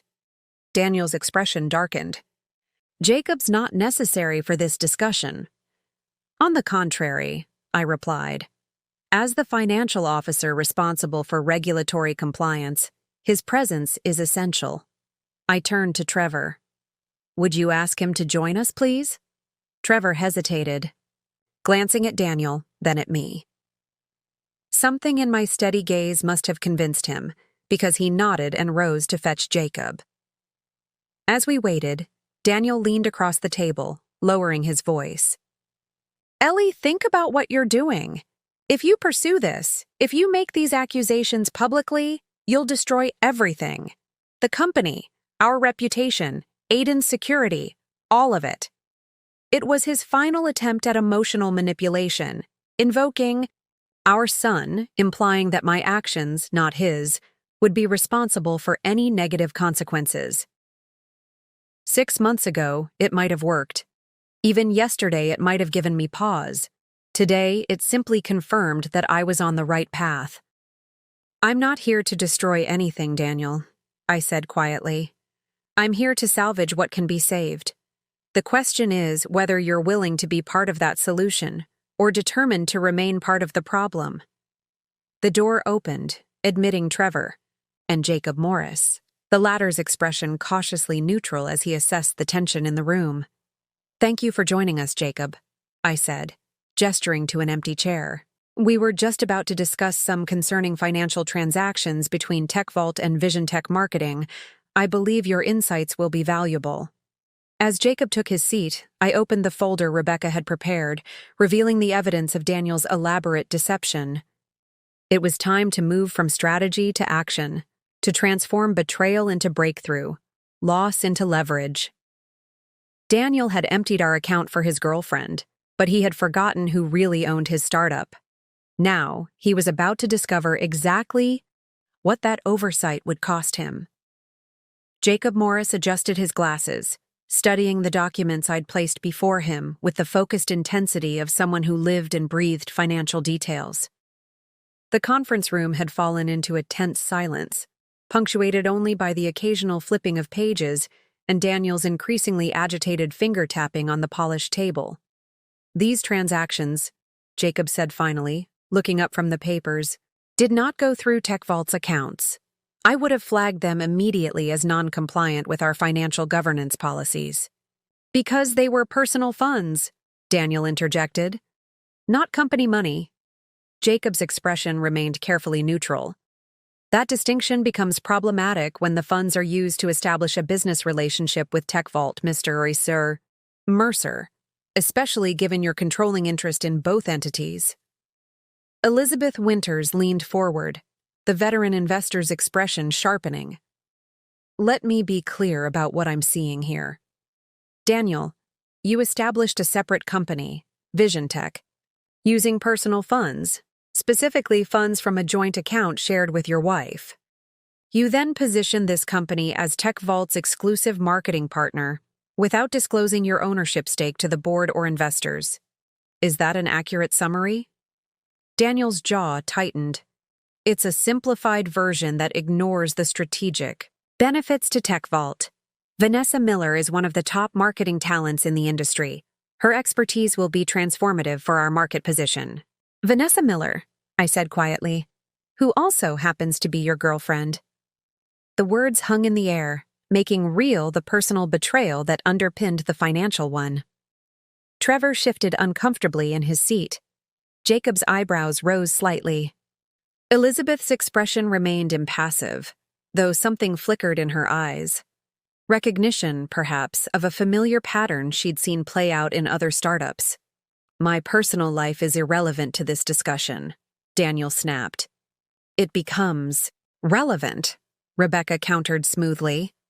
"When personal relationships influence business decisions that affect shareholder value, particularly when those decisions involve significant financial maneuvers executed without proper disclosure or approval." Elizabeth nodded, turning to me. "Eleanor, what outcome are you seeking here? As majority shareholder, you have considerable authority to direct this situation." It was the opening I'd been waiting for, an invitation to present not just the problem but the solution. I pulled out the organizational chart I'd drafted that morning, sliding copies to each person at the me table. "TechVault has tremendous potential," I began, my voice steadier than I'd expected. The core security technology is innovative and necessary in today's market, but the company's governance structure needs significant improvement to ensure its long-term stability and success. I outlined my vision for restructuring: a balanced executive team with appropriate checks and balances, clear financial oversight protocols, and a board expanded to include independent directors with relevant industry expertise. And Daniel's role in this restructured organization? Elizabeth asked, studying the chart with evident interest. That depends on Daniel, I replied, meeting his gaze directly across the table. His technical knowledge and industry relationships remain valuable assets to TechVault. But his position as CEO requires a level of trust and financial responsibility that recent actions have compromised. Daniel's face flushed with anger. This is absurd. You can't just walk in here and— She can, actually, Jacob interrupted, surprising everyone with his forthright tone. As majority shareholder, Ms. Mercer has the authority to call for leadership changes, particularly when presented with evidence of financial impropriety. I studied Jacob with new appreciation. The quiet, methodical CFO had always seemed like a background figure in Daniel's narrative of TechVault. Now, I was seeing a different side of him, a financial professional with clear ethical boundaries and the courage to enforce them. Jacob's right, Trevor added reluctantly, avoiding Daniel's betrayed glare. The corporate bylaws are explicit about this. If there's evidence of financial misconduct by the CEO, the majority shareholder can initiate removal proceedings.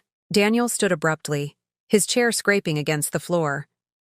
This is a coordinated attack based on a misunderstanding about personal funds. I founded this company. I built it from nothing. None of you would be here without me. That's not entirely accurate, Elizabeth said calmly. TechVault exists because of collaborative effort. Your technical vision. Yes, but also Eleanor's initial investment, Trevor's development expertise, Jacob's financial stewardship, my firm's capital, and the hard work of every employee in this building. Her words struck a chord with everyone in the room, a recognition of the collective enterprise that Daniel had increasingly portrayed as his singular achievement. The question before us, she continued, is not about past contributions, but future governance. Eleanor has presented a thoughtful restructuring plan that addresses legitimate concerns while preserving TechVault's core strengths. As an investor with fiduciary responsibilities to my limited partners, I find her approach reasonable and forward-thinking. Daniel looked around the table, clearly recognizing the shifting allegiances.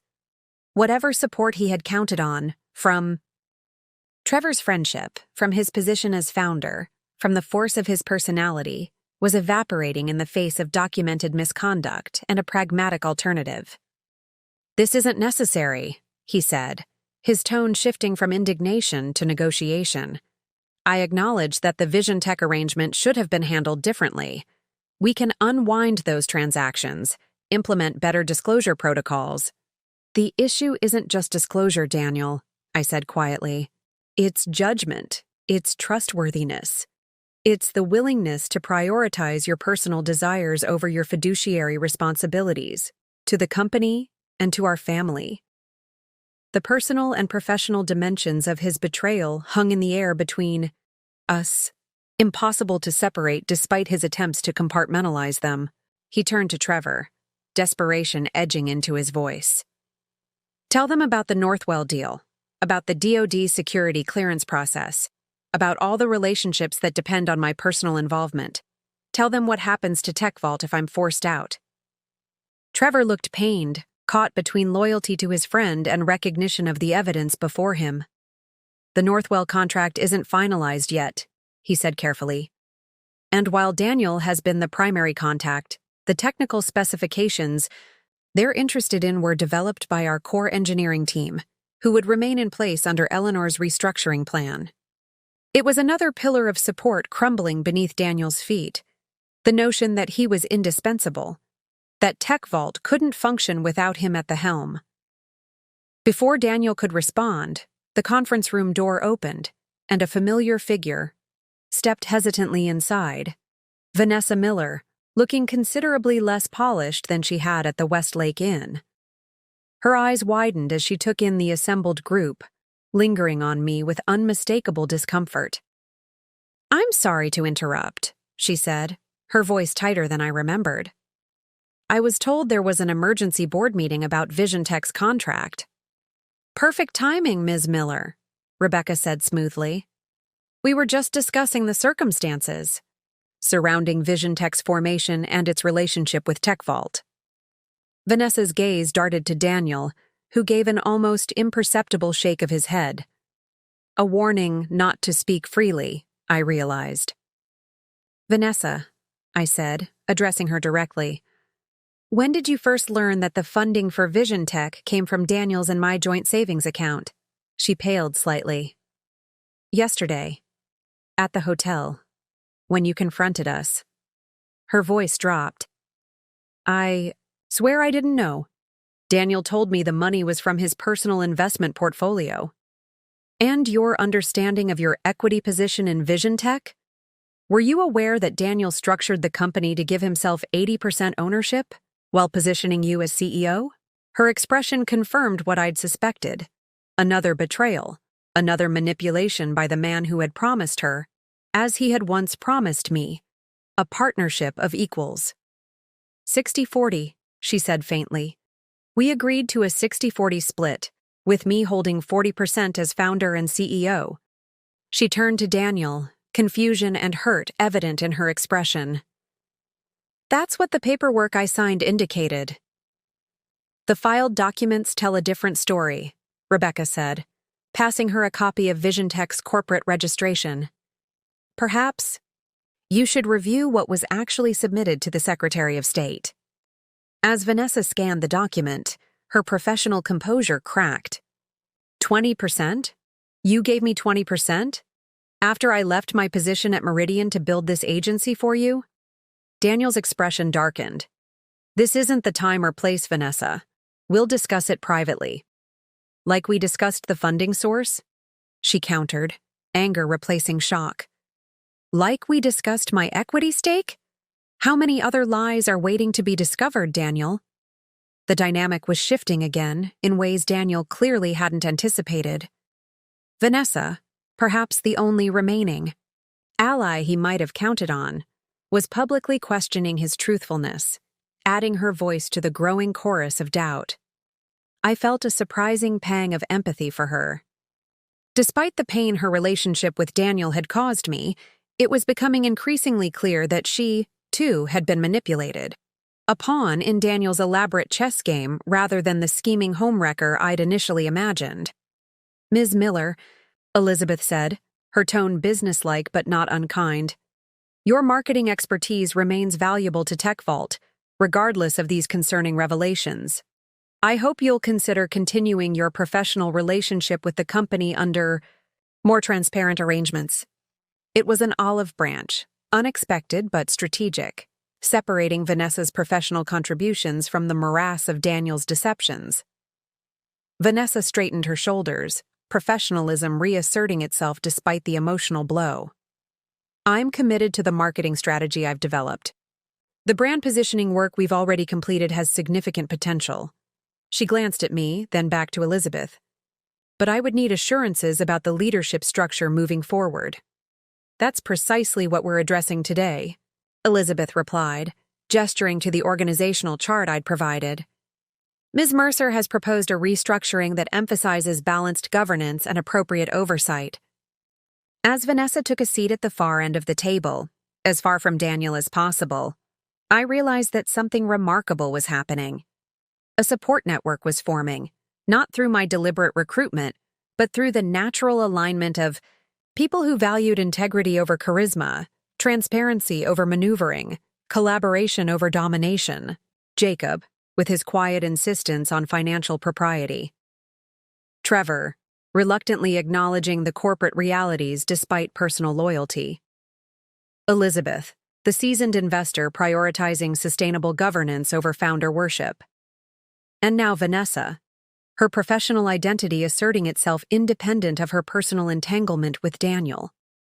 They weren't gathered in opposition to Daniel so much as in support of something larger: the potential of Tech Vault beyond its flawed founder, the possibility of building something stronger from the crisis he had precipitated.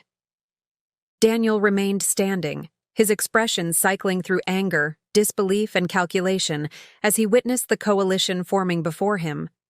For perhaps the first time in his adult life, he was discovering that his charm, his vision, his persuasive abilities had limits, that actions had consequences even for those accustomed to defining their own reality. "This isn't over," he said, his voice low and controlled despite the tension evident in his posture. "Not by a long shot." But looking around the table at the unlikely allies who had emerged in the wake of his betrayal, I knew that it was, in fact, nearly over.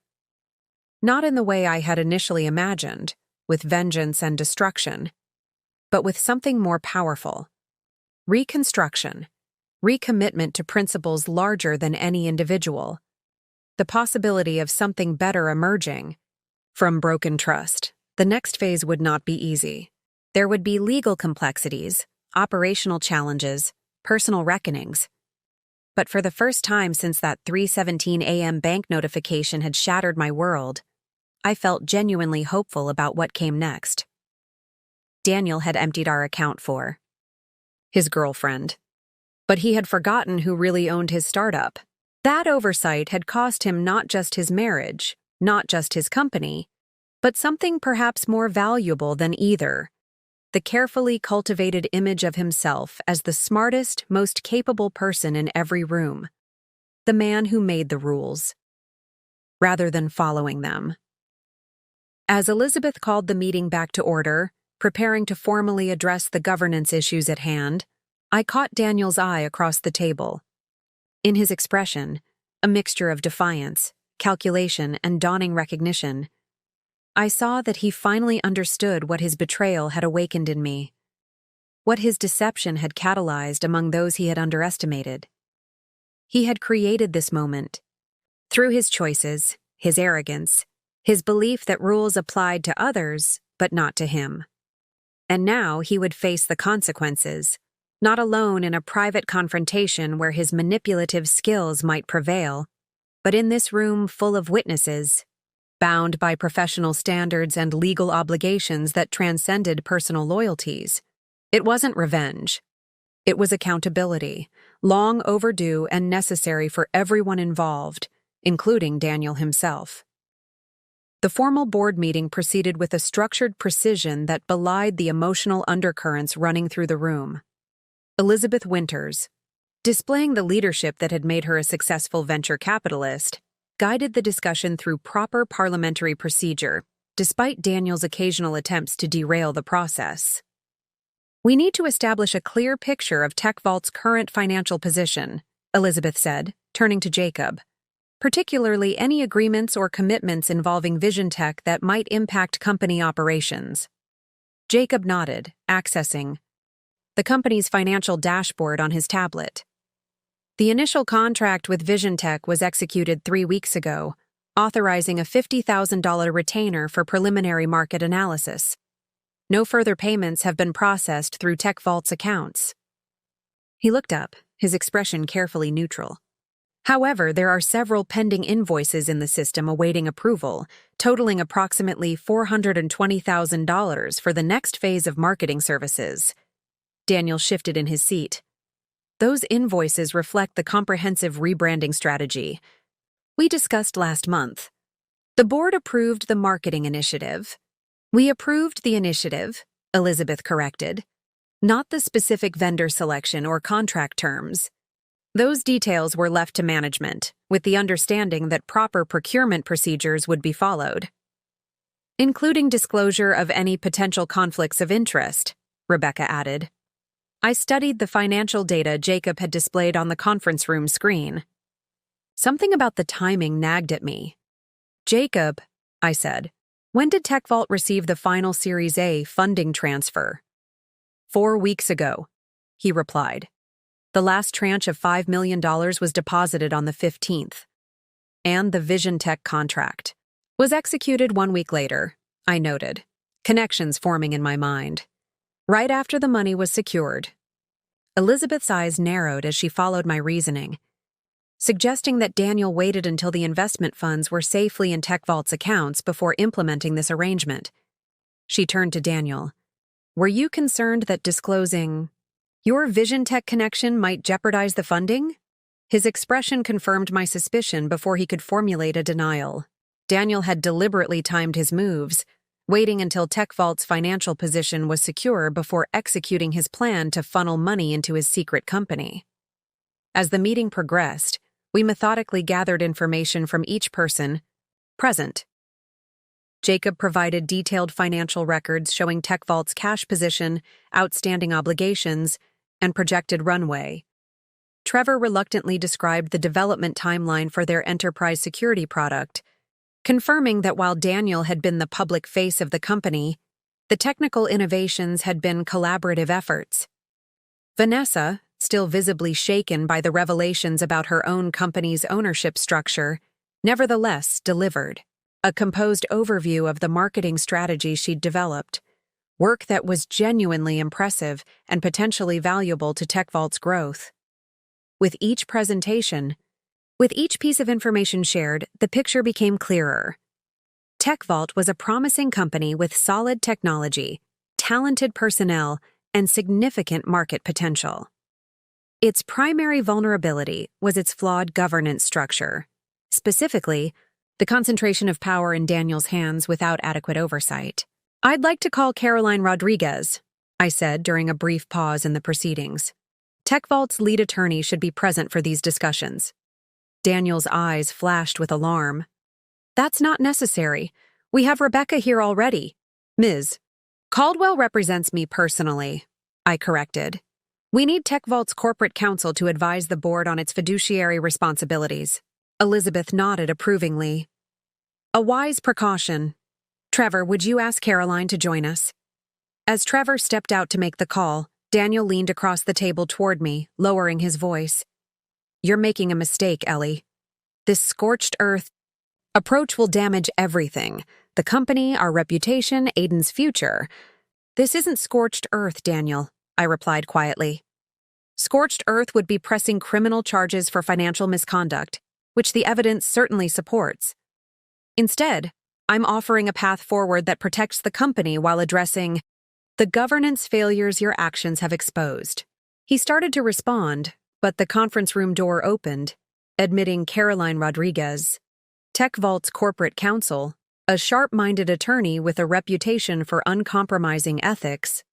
I'd met her at company events but had never interacted with her professionally. "Ms. Rodriguez," Elizabeth said after brief introductions, "we're addressing some concerning governance issues involving conflicts of interest and unauthorized financial activities." Caroline's expression remained professional as Rebecca provided a succinct summary of the situation, along with supporting documentation.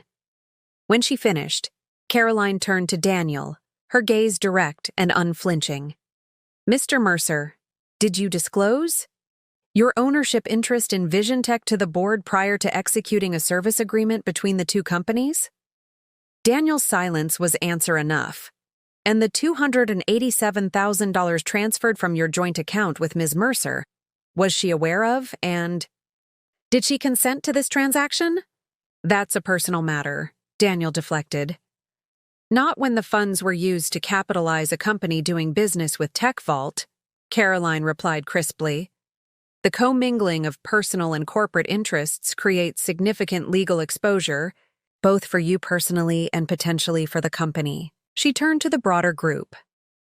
"Based on the information presented, I must advise the board that this situation represents a material breach of fiduciary duty by the CEO. The board has not just the right, but the obligation to address it through appropriate governance measures." Daniel's face flushed with anger. "You work for me, Caroline, for TechVault." "I represent TechVault, the corporation," she corrected, unfazed by his tone. "My professional and ethical obligations are to the entity itself, not to any individual executive." It was another pillar of support Daniel had counted on that proved structurally unsound. the assumption that the corporate attorney's loyalty would overrule her professional ethics. As Caroline reviewed the restructuring proposal I'd presented, offering suggestions to strengthen its legal framework, I observed Daniel's increasing isolation at the table. The network of allies he had cultivated, through charm, through promises, through projected confidence, was dissolving in the face of documented misconduct and his own revealing reactions. The knowledge gathering continued, each new piece of information further clarifying both TechVault's strengths and the extent of Daniel's inappropriate actions. By midday, we had assembled a comprehensive picture. TechVault's core technology remained valuable and competitive. The company's finances were fundamentally sound. Despite Daniel's attempts to divert resources, the leadership team beyond Daniel was capable and committed to the company's mission. The legal and governance issues, while serious, were containable with appropriate action. With this foundation of shared understanding, Elizabeth guided the discussion toward decision-making. Based on the information presented, I believe we must take formal action to address these governance failures, she said, looking around the table. Ms. Mercer has presented a restructuring proposal that offers a pragmatic path forward. Are there alternative approaches we should consider before proceeding to a vote? The silence that followed was telling. Even Daniel, for once, seemed at a loss for counterproposals. The evidence was too clear, the pattern of misconduct too established, the support for change too broad. As I looked around the table at this unlikely coalition, the investor, the technical co-founder, the CFO, the marketing director, the corporate counsel, I recognized that something remarkable had happened during this intense morning of knowledge gathering. What had begun as my individual stand against betrayal had evolved into a collective commitment to building something better from the ruins of broken trust. Daniel had emptied our account for his girlfriend, but he had forgotten who really owned his startup. That oversight had cost him not just his personal control of TechVault, but the professional respect of everyone in the room, a currency perhaps even more valuable to a man defined by others' perceptions of his success. Elizabeth cleared her throat, bringing the discussion back to its central purpose. I believe we're ready to move forward with a formal resolution regarding leadership changes. Ms. Rodriguez, would you please prepare the appropriate documentation for a board vote? As Caroline nodded and began drafting the necessary legal language, I caught Daniel's eye across the table. For a brief moment, I glimpsed something unexpected in his expression. Not just anger or calculation, but a flicker of genuine regret. Not for getting caught, but perhaps for the cascade of poor choices that had led us to this moment. It wasn't redemption. It wasn't even necessarily remorse. But it was perhaps the first glimmer of recognition that actions have consequences, even for those who have spent a lifetime believing themselves exempt from ordinary accountability. And in that moment, I realized that what I felt toward him was no longer the raw pain of betrayal or the cold determination of vengeance, but something more complex. A sadness for what might have been, coupled with resolve about what needed to be. As Caroline drafted the board resolution, a brief recess was called. The morning's intense discussions had left everyone drained, and Elizabeth suggested a 30-minute break before the formal vote. I stepped into the hallway, needing a moment away from Daniel's alternating glares and calculating glances. My phone buzzed with a text from Michael. How's it going? Aiden's asking when you'll be back. I smiled at the thought of my son, grateful for my brother's steadying presence in his life during this upheaval. Almost done, I replied. Board vote coming up. Should be home by late afternoon. As I slipped the phone back into my pocket, I sensed someone approaching and looked up to find Vanessa standing nearby, her posture tentative. May I speak with you for a moment? She asked, her voice low. Privately? My instinct was to refuse. What could Daniel's girlfriend possibly have to say that I needed to hear? But something in her expression, a vulnerability beneath the polished exterior, made me nod and follow her into an empty meeting room. I owe you an apology, she said once the door closed behind us. A profound one. I didn't know about the money, about where it came from, and I certainly didn't know about Aiden. She twisted her hands together, a nervous gesture at odds with her usual composure. Daniel told me you two were separated, that it was amicable, that you'd agreed to part ways once TechVault went public. I wasn't surprised. The lies Daniel had told her aligned perfectly with the pattern of deception he'd established. When did your relationship with Daniel begin? I asked, not accusingly but seeking to understand the timeline. 3 months ago, she admitted. Shortly after I was hired. He was so attentive, so interested in my ideas, so seemingly transparent about his situation. She laughed bitterly. I prided myself on not being the kind of woman who gets involved with married men. Turns out, I just wasn't the kind of woman who knows she's involved with a married man. The timeline matched what Michael had discovered, Vision Tech's incorporation 3 months ago, coinciding with the beginning of their affair. But something still didn't add up. The marketing role at TechVault, was that real? I asked. Very real. I was headhunted from Meridian Tech, offered a substantial salary increase and equity options. She hesitated. Daniel didn't handle my recruitment. It was through a search firm. I met him after I'd accepted the position. This detail surprised me. Daniel hadn't created the marketing director role as a pretext to pursue Vanessa. Their relationship had developed afterward. It was a small distinction, but somehow significant. One less layer of calculated deception in what had seemed a completely orchestrated betrayal. And Vision Tech? I prompted. Vanessa sighed, leaning against the conference table.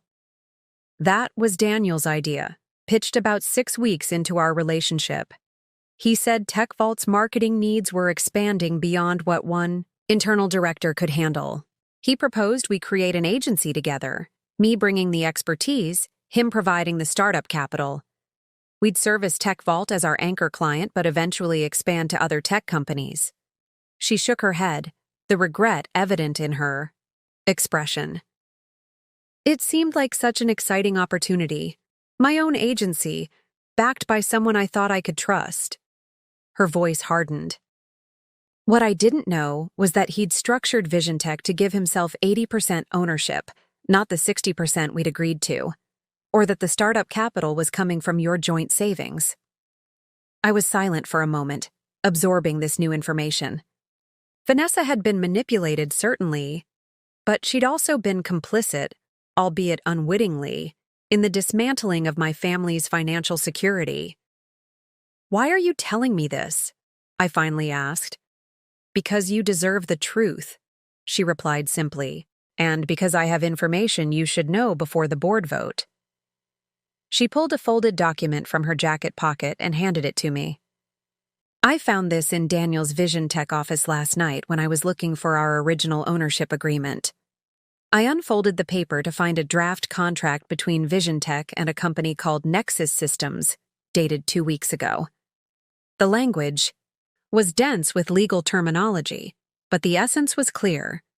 Vision Tech would license TechVault's security protocols to Nexus Systems for implementation in Asian markets in exchange for substantial licensing fees. He was planning to sell TechVault's proprietary technology through Vision Tech, I said, the implications becoming clear. Bypassing TechVault's governance structure entirely. Vanessa nodded grimly. The Nexus deal would have generated millions in licensing fees, money that should rightfully go to TechVault and its shareholders, but would instead flow through Vision Tech, where Daniel controls 80%. Have any agreements been finalized? I asked, my mind racing with the legal and financial implications. Not yet. But there are emails scheduling a signing meeting for next week. She hesitated. I should have questioned this more when he first mentioned it. The arrangement never made sense. Why would a marketing agency be handling technology licensing? But Daniel has a way of making the questionable seem reasonable, of making you doubt your own judgment. I knew exactly what she meant. That had been Daniel's particular talent throughout our marriage, presenting his perspective so persuasively that alternative viewpoints seemed inherently flawed. "Thank you for bringing this to me," I said, refolding the document. "This changes the nature of Daniel's actions significantly." "I know," she replied quietly. "It crosses the line from unethical to potentially illegal. That's why I had to show you." She straightened her shoulders. "I want to be clear. I'm not sharing this to curry favor or to secure my position. If the board decides to terminate VisionTech's contract entirely, I'll understand." Her candor surprised me. Despite everything, I found myself respecting her professional integrity, her willingness to face consequences, even for actions she hadn't fully understood when taking them. "What will you do now?" I asked. "Restart," she said simply. "Rebuild my career, my reputation, my life, without shortcuts or compromised ethics." She managed a small smile. "I'm good at what I do. The marketing strategy I developed for TechVault is solid. Whether that work continues under the current circumstances is for the board to decide, but I won't disappear quietly to make this situation less uncomfortable for anyone." As we returned to the main conference room, where board members were beginning to reassemble for the vote, I felt a strange sense of clarity. The document Vanessa had provided, evidence of Daniel's intention to essentially steal TechVault's intellectual property through his shadow company, transformed the situation from a matter of poor governance to one of potential corporate espionage. Rebecca reviewed the document quickly, her expression growing grave. "This significantly escalates the seriousness of Daniel's actions," she murmured. "We need to share this with the board immediately." I nodded, but as I prepared to present this new evidence, the conference room door burst open. Daniel strode in, accompanied by a man I didn't recognize. Tall, immaculately dressed in a bespoke suit, carrying a leather portfolio with a prestigious law firm's logo embossed on the cover. "Before we proceed with any vote," Daniel announced, his voice carrying a renewed confidence, "I'd like to introduce Martin Whitfield, my personal attorney. He has some perspectives on today's discussions that the board should consider carefully." The FI attorney stepped forward, his manner polished and authoritative. "Ladies and gentlemen, I've reviewed the situation as presented by Mr. Mercer, and I must caution against hasty action. While certain procedural irregularities may have occurred, they fall well within the bounds of standard entrepreneurial flexibility. More concerning is the potential breach of Mr. Mercer's employment agreement, which guarantees his position as CEO for a minimum 3-year term following Series A funding." Elizabeth frowned. "I don't recall such a provision in the documents we signed." "It was in the supplementary agreements," Martin replied smoothly, opening his portfolio to extract a document. Page 4, Section 12, Paragraph 3.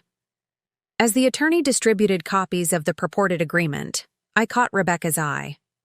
Her slight headshake confirmed my suspicion.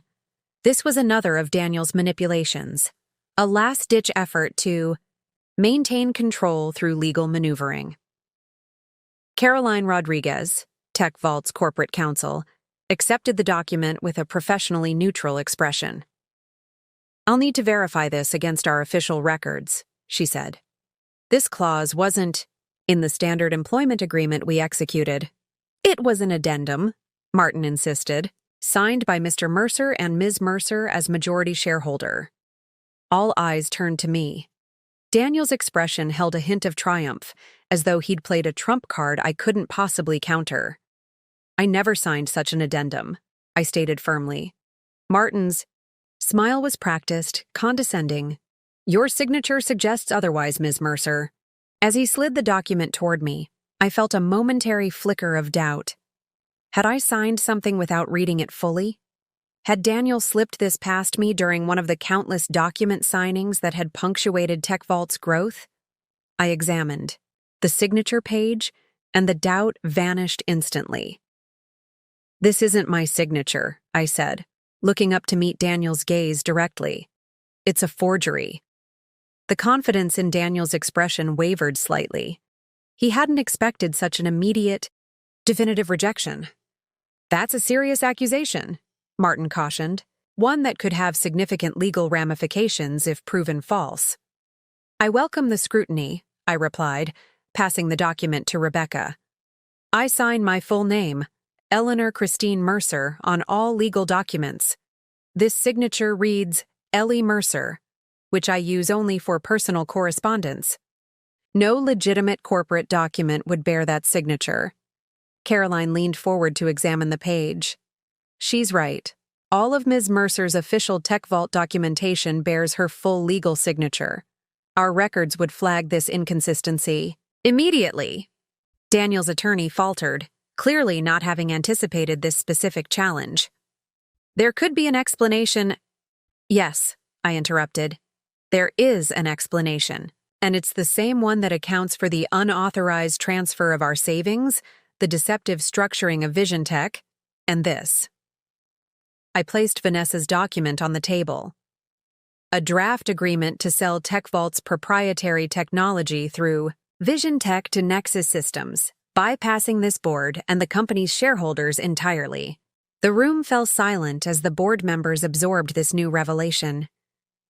Daniel's face drained of color, his carefully constructed defense crumbling before our eyes. In his desperate attempt to maintain control, Daniel had inadvertently provided the final piece of evidence needed to ensure his removal, a forged document that revealed not just poor judgment, but potentially criminal intent. It was an unexpected development that transformed what might have been a difficult, contested board decision into an unambiguous imperative. Even Martin Whitfield, hired to defend Daniel's position, seemed to recognize the indefensibility of what had just been exposed. As Caroline collected the forged document for preservation as evidence, as Elizabeth called the meeting back to order with new urgency, as Trevor stared at his longtime friend with undisguised shock, I realized that Daniel's greatest weakness had always been his unshakable belief in his own cleverness, his conviction that he could outmaneuver any opposition, manipulate any situation to his advantage.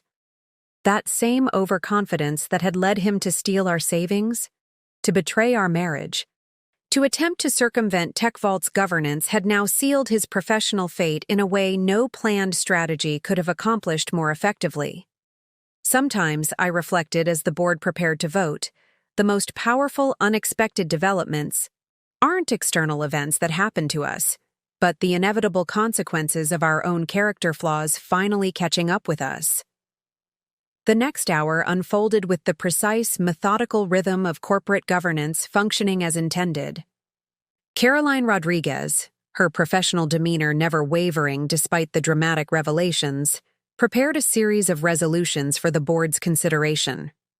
First, the immediate suspension of Daniel Mercer from all operational duties at TechVault, pending a comprehensive investigation into financial impropriety and potential corporate espionage.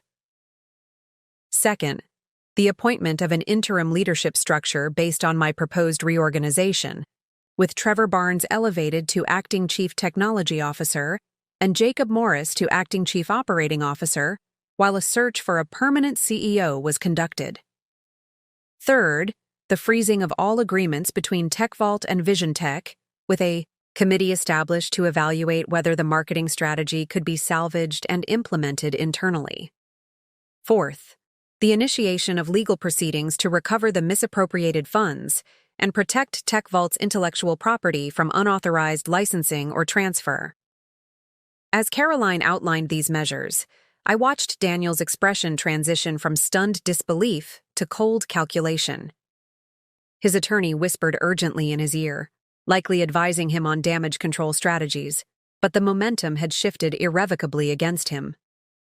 Before we vote, Elizabeth said, I believe Mr. Mercer should have an opportunity to address the board regarding these allegations and proposed actions.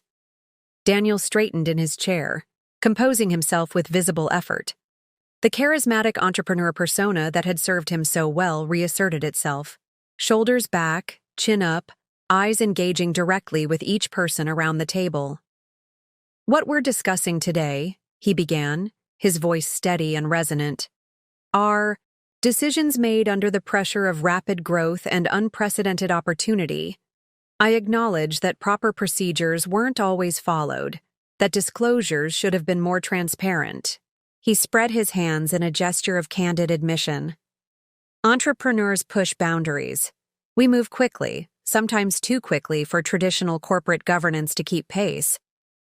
It was a masterful performance, the visionary leader slightly chastened, but fundamentally unrepentant, asking for understanding rather than forgiveness. In another context, with less damning evidence, it might have been effective. As for the Nexus Systems document, he continued, his tone dismissive, it was merely a preliminary exploration of potential international partnerships, nothing more. The characterization of it as corporate espionage is not just inaccurate, but potentially libelous. His attorney nodded approvingly, clearly having coached this particular talking point. And the forged signature? Elizabeth asked, her tone neutral but her gaze sharp. Daniel hesitated, the first crack in his composed facade. A misunderstanding. If the signature doesn't conform to standard format, we can certainly revisit that particular agreement. It was neither denial nor admission, a calculated ambiguity designed to avoid direct liability while leaving room for negotiation. As Daniel concluded his statement with assurances of his commitment to Tech Vault's success and willingness to find a constructive path forward, I felt a curious detachment. The man speaking so eloquently, so persuasively, was simultaneously familiar and unrecognizable, the husband I had loved and supported for 8 years, yet a stranger whose capacity for deception exceeded anything I had imagined possible. Rebecca leaned close to whisper in my ear, "He's good." Pivoting from defense to negotiation without admitting culpability, classic damage control. I nodded slightly, unsurprised. Daniel had always excelled at reframing narratives to his advantage, at finding the angle that transformed potential disaster into opportunity. It was what had made him successful as an entrepreneur, and what had made him dangerous as a husband. But as the board prepared to vote on the proposed resolutions, I knew his skills would not save him this time. The evidence was too clear, the pattern of deception too established, the potential consequences for Tech Vault too severe to ignore. The critical moment, the vote that would formalize Daniel's removal and initiate the company's transformation, was upon us. And despite everything, despite the betrayal and manipulation and lies, I felt no triumph, no vindictive satisfaction, only a quiet certainty that necessary consequences were finally catching up to choices long overdue for reckoning. All those in favor of Resolution 1, regarding the immediate suspension of Daniel Mercer from operational duties, please indicate by raising your hand. Elizabeth's voice carried a weight appropriate to the moment. Trevor's hand rose immediately, followed by Jacob's. Elizabeth herself voted in favor. As majority shareholder, my vote would be decisive, regardless of the others' positions. I raised my hand, my gaze meeting Daniel's across the table. Something passed between us in that moment, a recognition, perhaps, that we had reached a point of no return. The charismatic, brilliant man I had married, the father of my child, was being formally removed from the company he had founded. The betrayal that had begun in our personal life had culminated in this professional excision. The resolution passes unanimously, Elizabeth declared. Daniel Mercer is hereby suspended from all operational duties at Tech Vault, effective immediately. Daniel's attorney leaned toward him, whispering urgently, but Daniel waved him off. His focus remained entirely on me, his expression unreadable. The remaining resolutions passed with similar unanimity, each vote another brick in the wall now standing between Daniel and the company he had built. When the final vote was tallied, approving the initiation of legal proceedings to recover the misappropriated funds, a heavy silence fell over the room. It was Daniel who broke it, his voice surprisingly calm. "I request a moment to speak with my wife privately before I leave." "Ex-wife soon enough," his attorney muttered. gathering his papers with evident frustration. "The board meeting is adjourned," Elizabeth announced, sensing the need for the formal proceedings to end before the personal reckoning began. "Jacob, please escort Daniel to clear out any personal items from his office after his conversation with Ms. Mercer." As the others filed out, leaving Daniel and me alone in the conference room, I braced myself for anger, for accusations, for the manipulative tactics he had employed throughout our marriage. Instead, he simply said, "You outplayed me." There was something almost like respect in his tone, the acknowledgement one chess master might offer another after a decisive defeat. "This wasn't a game, Daniel," I replied. "It was our life, our family, our future." "I know." He looked down at his hands, spread flat on the polished conference table. "I've been asking myself why I did it. Not just the affair with Vanessa or the vision tech structure, but all of it. Why I risked everything we built together." I waited, curious despite myself about what insight he might offer into the destruction he had wreaked. "I think I convinced myself that I deserved more," he continued, his voice quiet. "That the normal rules didn't apply to me because I was special, smarter, more visionary, more deserving of success, however I defined it." He looked up, meeting my gaze directly. "It's a seductive idea that you're exceptional enough to be exempt from consequences." It was perhaps the most honest thing he had said to me in months, an acknowledgement not of external circumstances or temporary lapses, but of the fundamental character flaw that had driven his choices. "What happens now?" he asked. "You know what happens," I replied. "The divorce proceedings will begin next week. The investigation into financial misconduct will determine whether criminal charges are warranted. Tech Vault will continue without you." He nodded slowly, absorbing the finality of it. "And Aiden? We'll arrange appropriate visitation. He needs his father, despite everything." "But Daniel?" I leaned forward, my voice firm. "If you ever try to use him as a pawn in this situation, if you attempt to manipulate him or turn him against me, there will be consequences far more severe than what you've faced today." Something flickered in his eyes.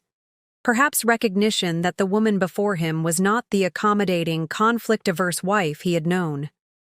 The Eleanor who had emerged from this betrayal would protect what mattered, with unwavering resolve. "I understand," he said simply. As he stood to leave, to face the dismantling of the life and career he had sacrificed everything to build, I felt no satisfaction, no triumphant sense of revenge accomplished. Only a quiet certainty that necessary boundaries had been established, that consequences had finally aligned with choices. Daniel had emptied our account for his girlfriend, but had forgotten who really owned his startup. That oversight had cost him everything he truly valued: his company, his reputation, his family. As he walked away, shoulders straight despite the defeat, I wondered if any of the material success he had pursued so relentlessly had been worth the true wealth he had so carelessly discarded. The weeks following the board meeting unfolded with the methodical precision of necessary reconstruction. Legal proceedings moved forward, financial investigations yielded results, and the newly restructured Tech Vault began to find its rhythm under interim leadership. Daniel, stripped of his role and access to company resources, retreated to a rented apartment downtown. According to Michael's discreet inquiries, he had been meeting with investors about a new venture, something in blockchain technology, far removed from Tech Vault's security focus. His attorney had negotiated a settlement regarding the misappropriated savings, resulting in a wire transfer that restored $287,000 to my account 7 weeks after he had emptied it. Vision Tech Marketing dissolved almost immediately, its brief existence a cautionary tale of flawed foundations. Vanessa, true to her word about rebuilding, accepted a position with a respected digital marketing firm in another state. A fresh start away from the wreckage of her involvement with Daniel. The divorce proceedings progressed without unnecessary drama. Daniel, Perhaps recognizing the futility of further conflict, agreed to reasonable terms regarding assets and custody arrangements. Aiden would live primarily with me, with Daniel having weekend visitation and one dinner weekly. It was the best possible outcome for our son, maintaining his relationship with his father while providing the stability he needed during this transition. TechVault itself emerged stronger from the governance crisis. Elizabeth Winters, impressed by the restructuring plan I had developed, suggested I consider a more active role in the company moving forward. "You have a unique perspective," she said over coffee one afternoon. "The vision to see what TechVault could become, coupled with a commitment to proper governance and ethical leadership, those qualities are surprisingly rare in the tech world." Was thoughtful as I considered her suggestion. My nursing career had been fulfilling, but the experience of recent weeks had awakened something previously dormant, an aptitude for strategic thinking, for organizational leadership, for navigating complex situations with clarity and purpose. "I'd need to complete my MBA," I said finally. "The one I put on hold when Aiden was born." Elizabeth smiled. "TechVault has an excellent tuition reimbursement program, and I happen to know the majority shareholder, who might be persuaded to approve it." The biggest surprise came from Trevor Barnes. Without Daniel's overshadowing presence, Trevor's technical brilliance found room to flourish. Under his guidance as acting CTO, TechVault's development team accelerated their work on the enterprise security product, resulting in a breakthrough that industry analysts hailed as genuinely innovative and potentially transformative. "Daniel always said the teams needed his vision to function effectively," Jacob remarked during one executive meeting. "Turns out they were just waiting for space to implement their own ideas." As for me, life settled into a new normal. Michael and his family remained a constant support, helping with Aiden and providing the stable foundation we needed while rebuilding our lives. The lake house dream was temporarily shelved, a future possibility rather than an immediate goal, but in its place emerged something more valuable: a clear-eyed understanding of my own capabilities, independent of the roles I had previously defined myself by. 3 months after that fateful 3:17 a.m. bank alert, I stood in my newly purchased townhouse, watching Aiden arrange his toys in his new bedroom. The space was smaller than our previous home, but it was ours, secure, unencumbered by painful memories, a physical manifestation of our fresh start. My phone buzzed with a text from Rebecca. "Judge signed final divorce decree today. It's official. I felt a complex wave of emotions: relief, sadness, and underneath it all, a profound sense of completion. The legal severing of ties with Daniel marked the end of one chapter, yes, but more importantly, it confirmed the beginning of another. Daniel had emptied our account for his girlfriend, but he had forgotten who really owned his startup. That oversight had cost him his company and our marriage, but it had given me something unexpected in return: the discovery of my own resilience, my own capabilities, my own path forward. As I helped Aiden hang his solar system mobile from the ceiling of his new room, listening to his excited chatter about space and planets and possibilities, I realized that the most significant consequence of Daniel's betrayal wasn't the professional fallout or even the end of our marriage. It was the emergence of a stronger, more self-assured Eleanor, a woman who would never again surrender her voice, her value, or her vision to anyone else's definition of who she should be. 1 year after the 3:17 a.m. bank alert that had shattered my world, I stood at the podium in TechVault's newly expanded headquarters, addressing the assembled team members and investors at our annual company meeting.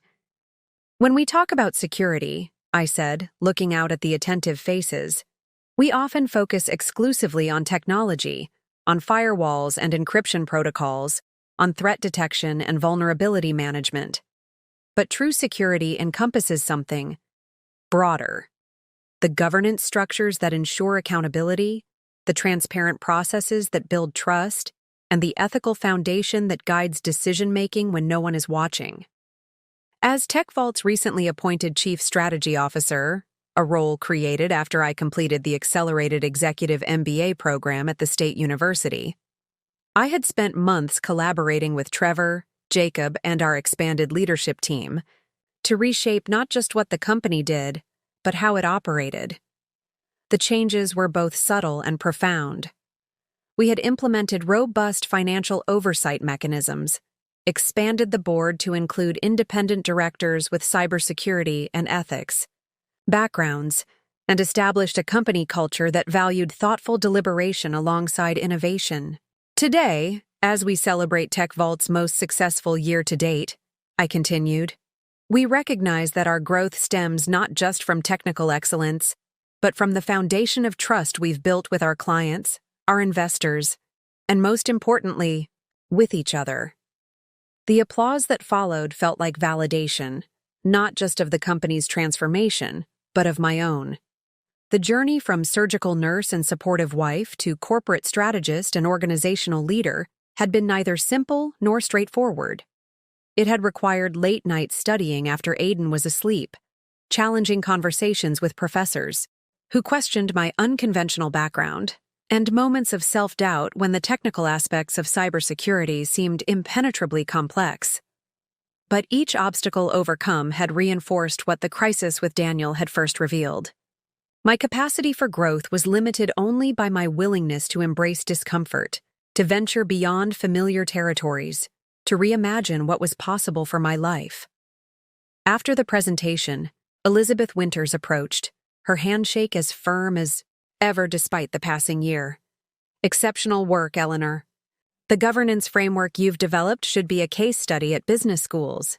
I smiled, appreciating her straightforward praise.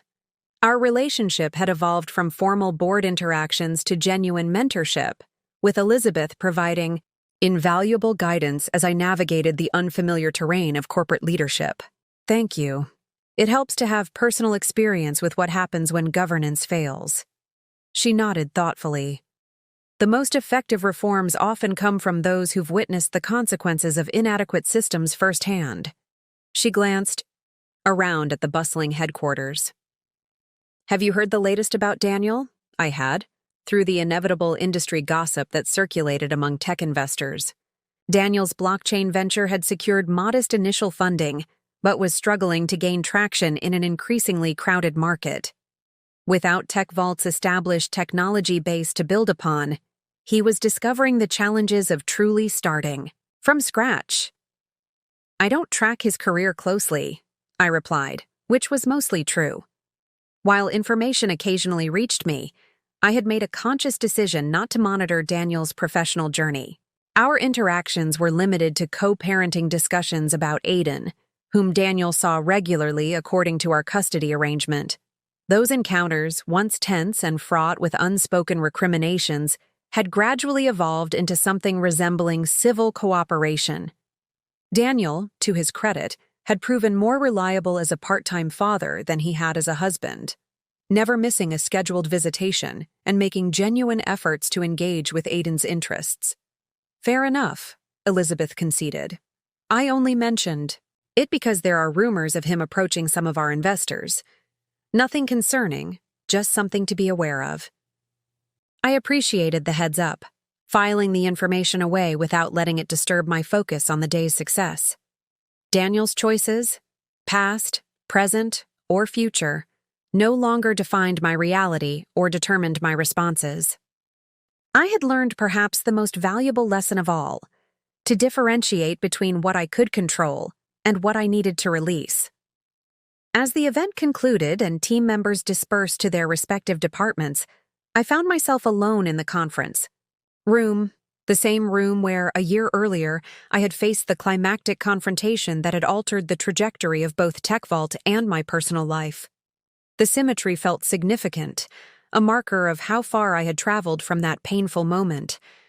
The woman who had entered this room in shock and betrayal had been forced to find her voice, to assert her value, to reclaim her power in ways both professional and deeply personal.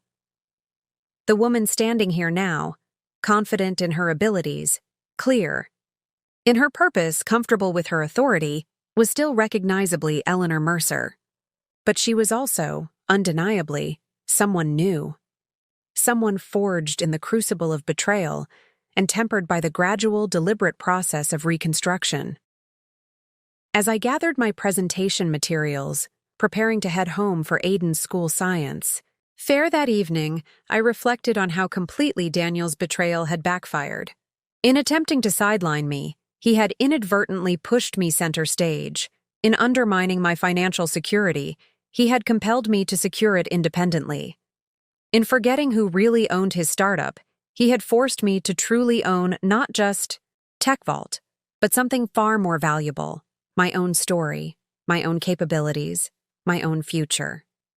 And that, perhaps, was the most profound growth of all: the recognition that sometimes our greatest strengths emerge only when circumstances demand more of us than we believed possible to give.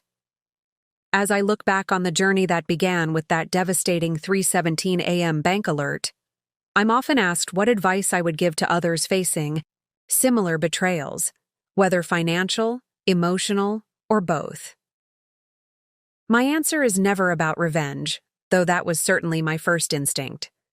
It's not about winning or making someone pay for their actions, though accountability remains essential. Instead, it's about recognizing that how we respond to betrayal ultimately shapes us more profoundly than the betrayal itself. When the foundation of your life crumbles, when the person you trusted most proves unworthy of that trust, when financial security evaporates overnight, when the future you envisioned disappears, you stand at a crucial crossroads. You can allow the betrayal to define you, to shrink your world, to make you bitter and suspicious and small. Or you can use it as a catalyst for growth, for self-discovery, for building something stronger than what was broken. The choice isn't always clear in those first raw moments of pain. It wasn't for me. But with each decision, to seek help rather than isolate, to plan rather than react, to build rather than destroy, the path gradually reveals itself. Today, Aiden is thriving in his new normal. TechVault continues to grow under leadership that values integrity alongside innovation. And I've discovered capabilities within myself that might have remained dormant without the unwelcome catalyst of Daniel's betrayal. This isn't to suggest gratitude for the betrayal. Some lessons come at too high a price to inspire thanksgiving. But there is profound power in knowing that someone else's worst choices need not determine your ultimate outcomes. If you're in that dark place right now, if you're reeling from a betrayal that seems to have shattered everything, know this: your story doesn't end here. This painful chapter, this unexpected, unwanted detour, doesn't get the final word on your life unless you grant it that power. You are more resilient than you know, more capable than you believe, more valuable than anyone else's assessment of your worth. Daniel emptied our account for his girlfriend, but he forgot who really owned his startup. His oversight cost him everything, but it showed me what I was truly made of, and that discovery has made all the difference. Up next, you've got 2 more standout stories right on your screen. If this one hit the mark, you won't want to pass these up. Just click and check them out. And don't forget to subscribe and turn on the notification bell so you don't miss any upload from us.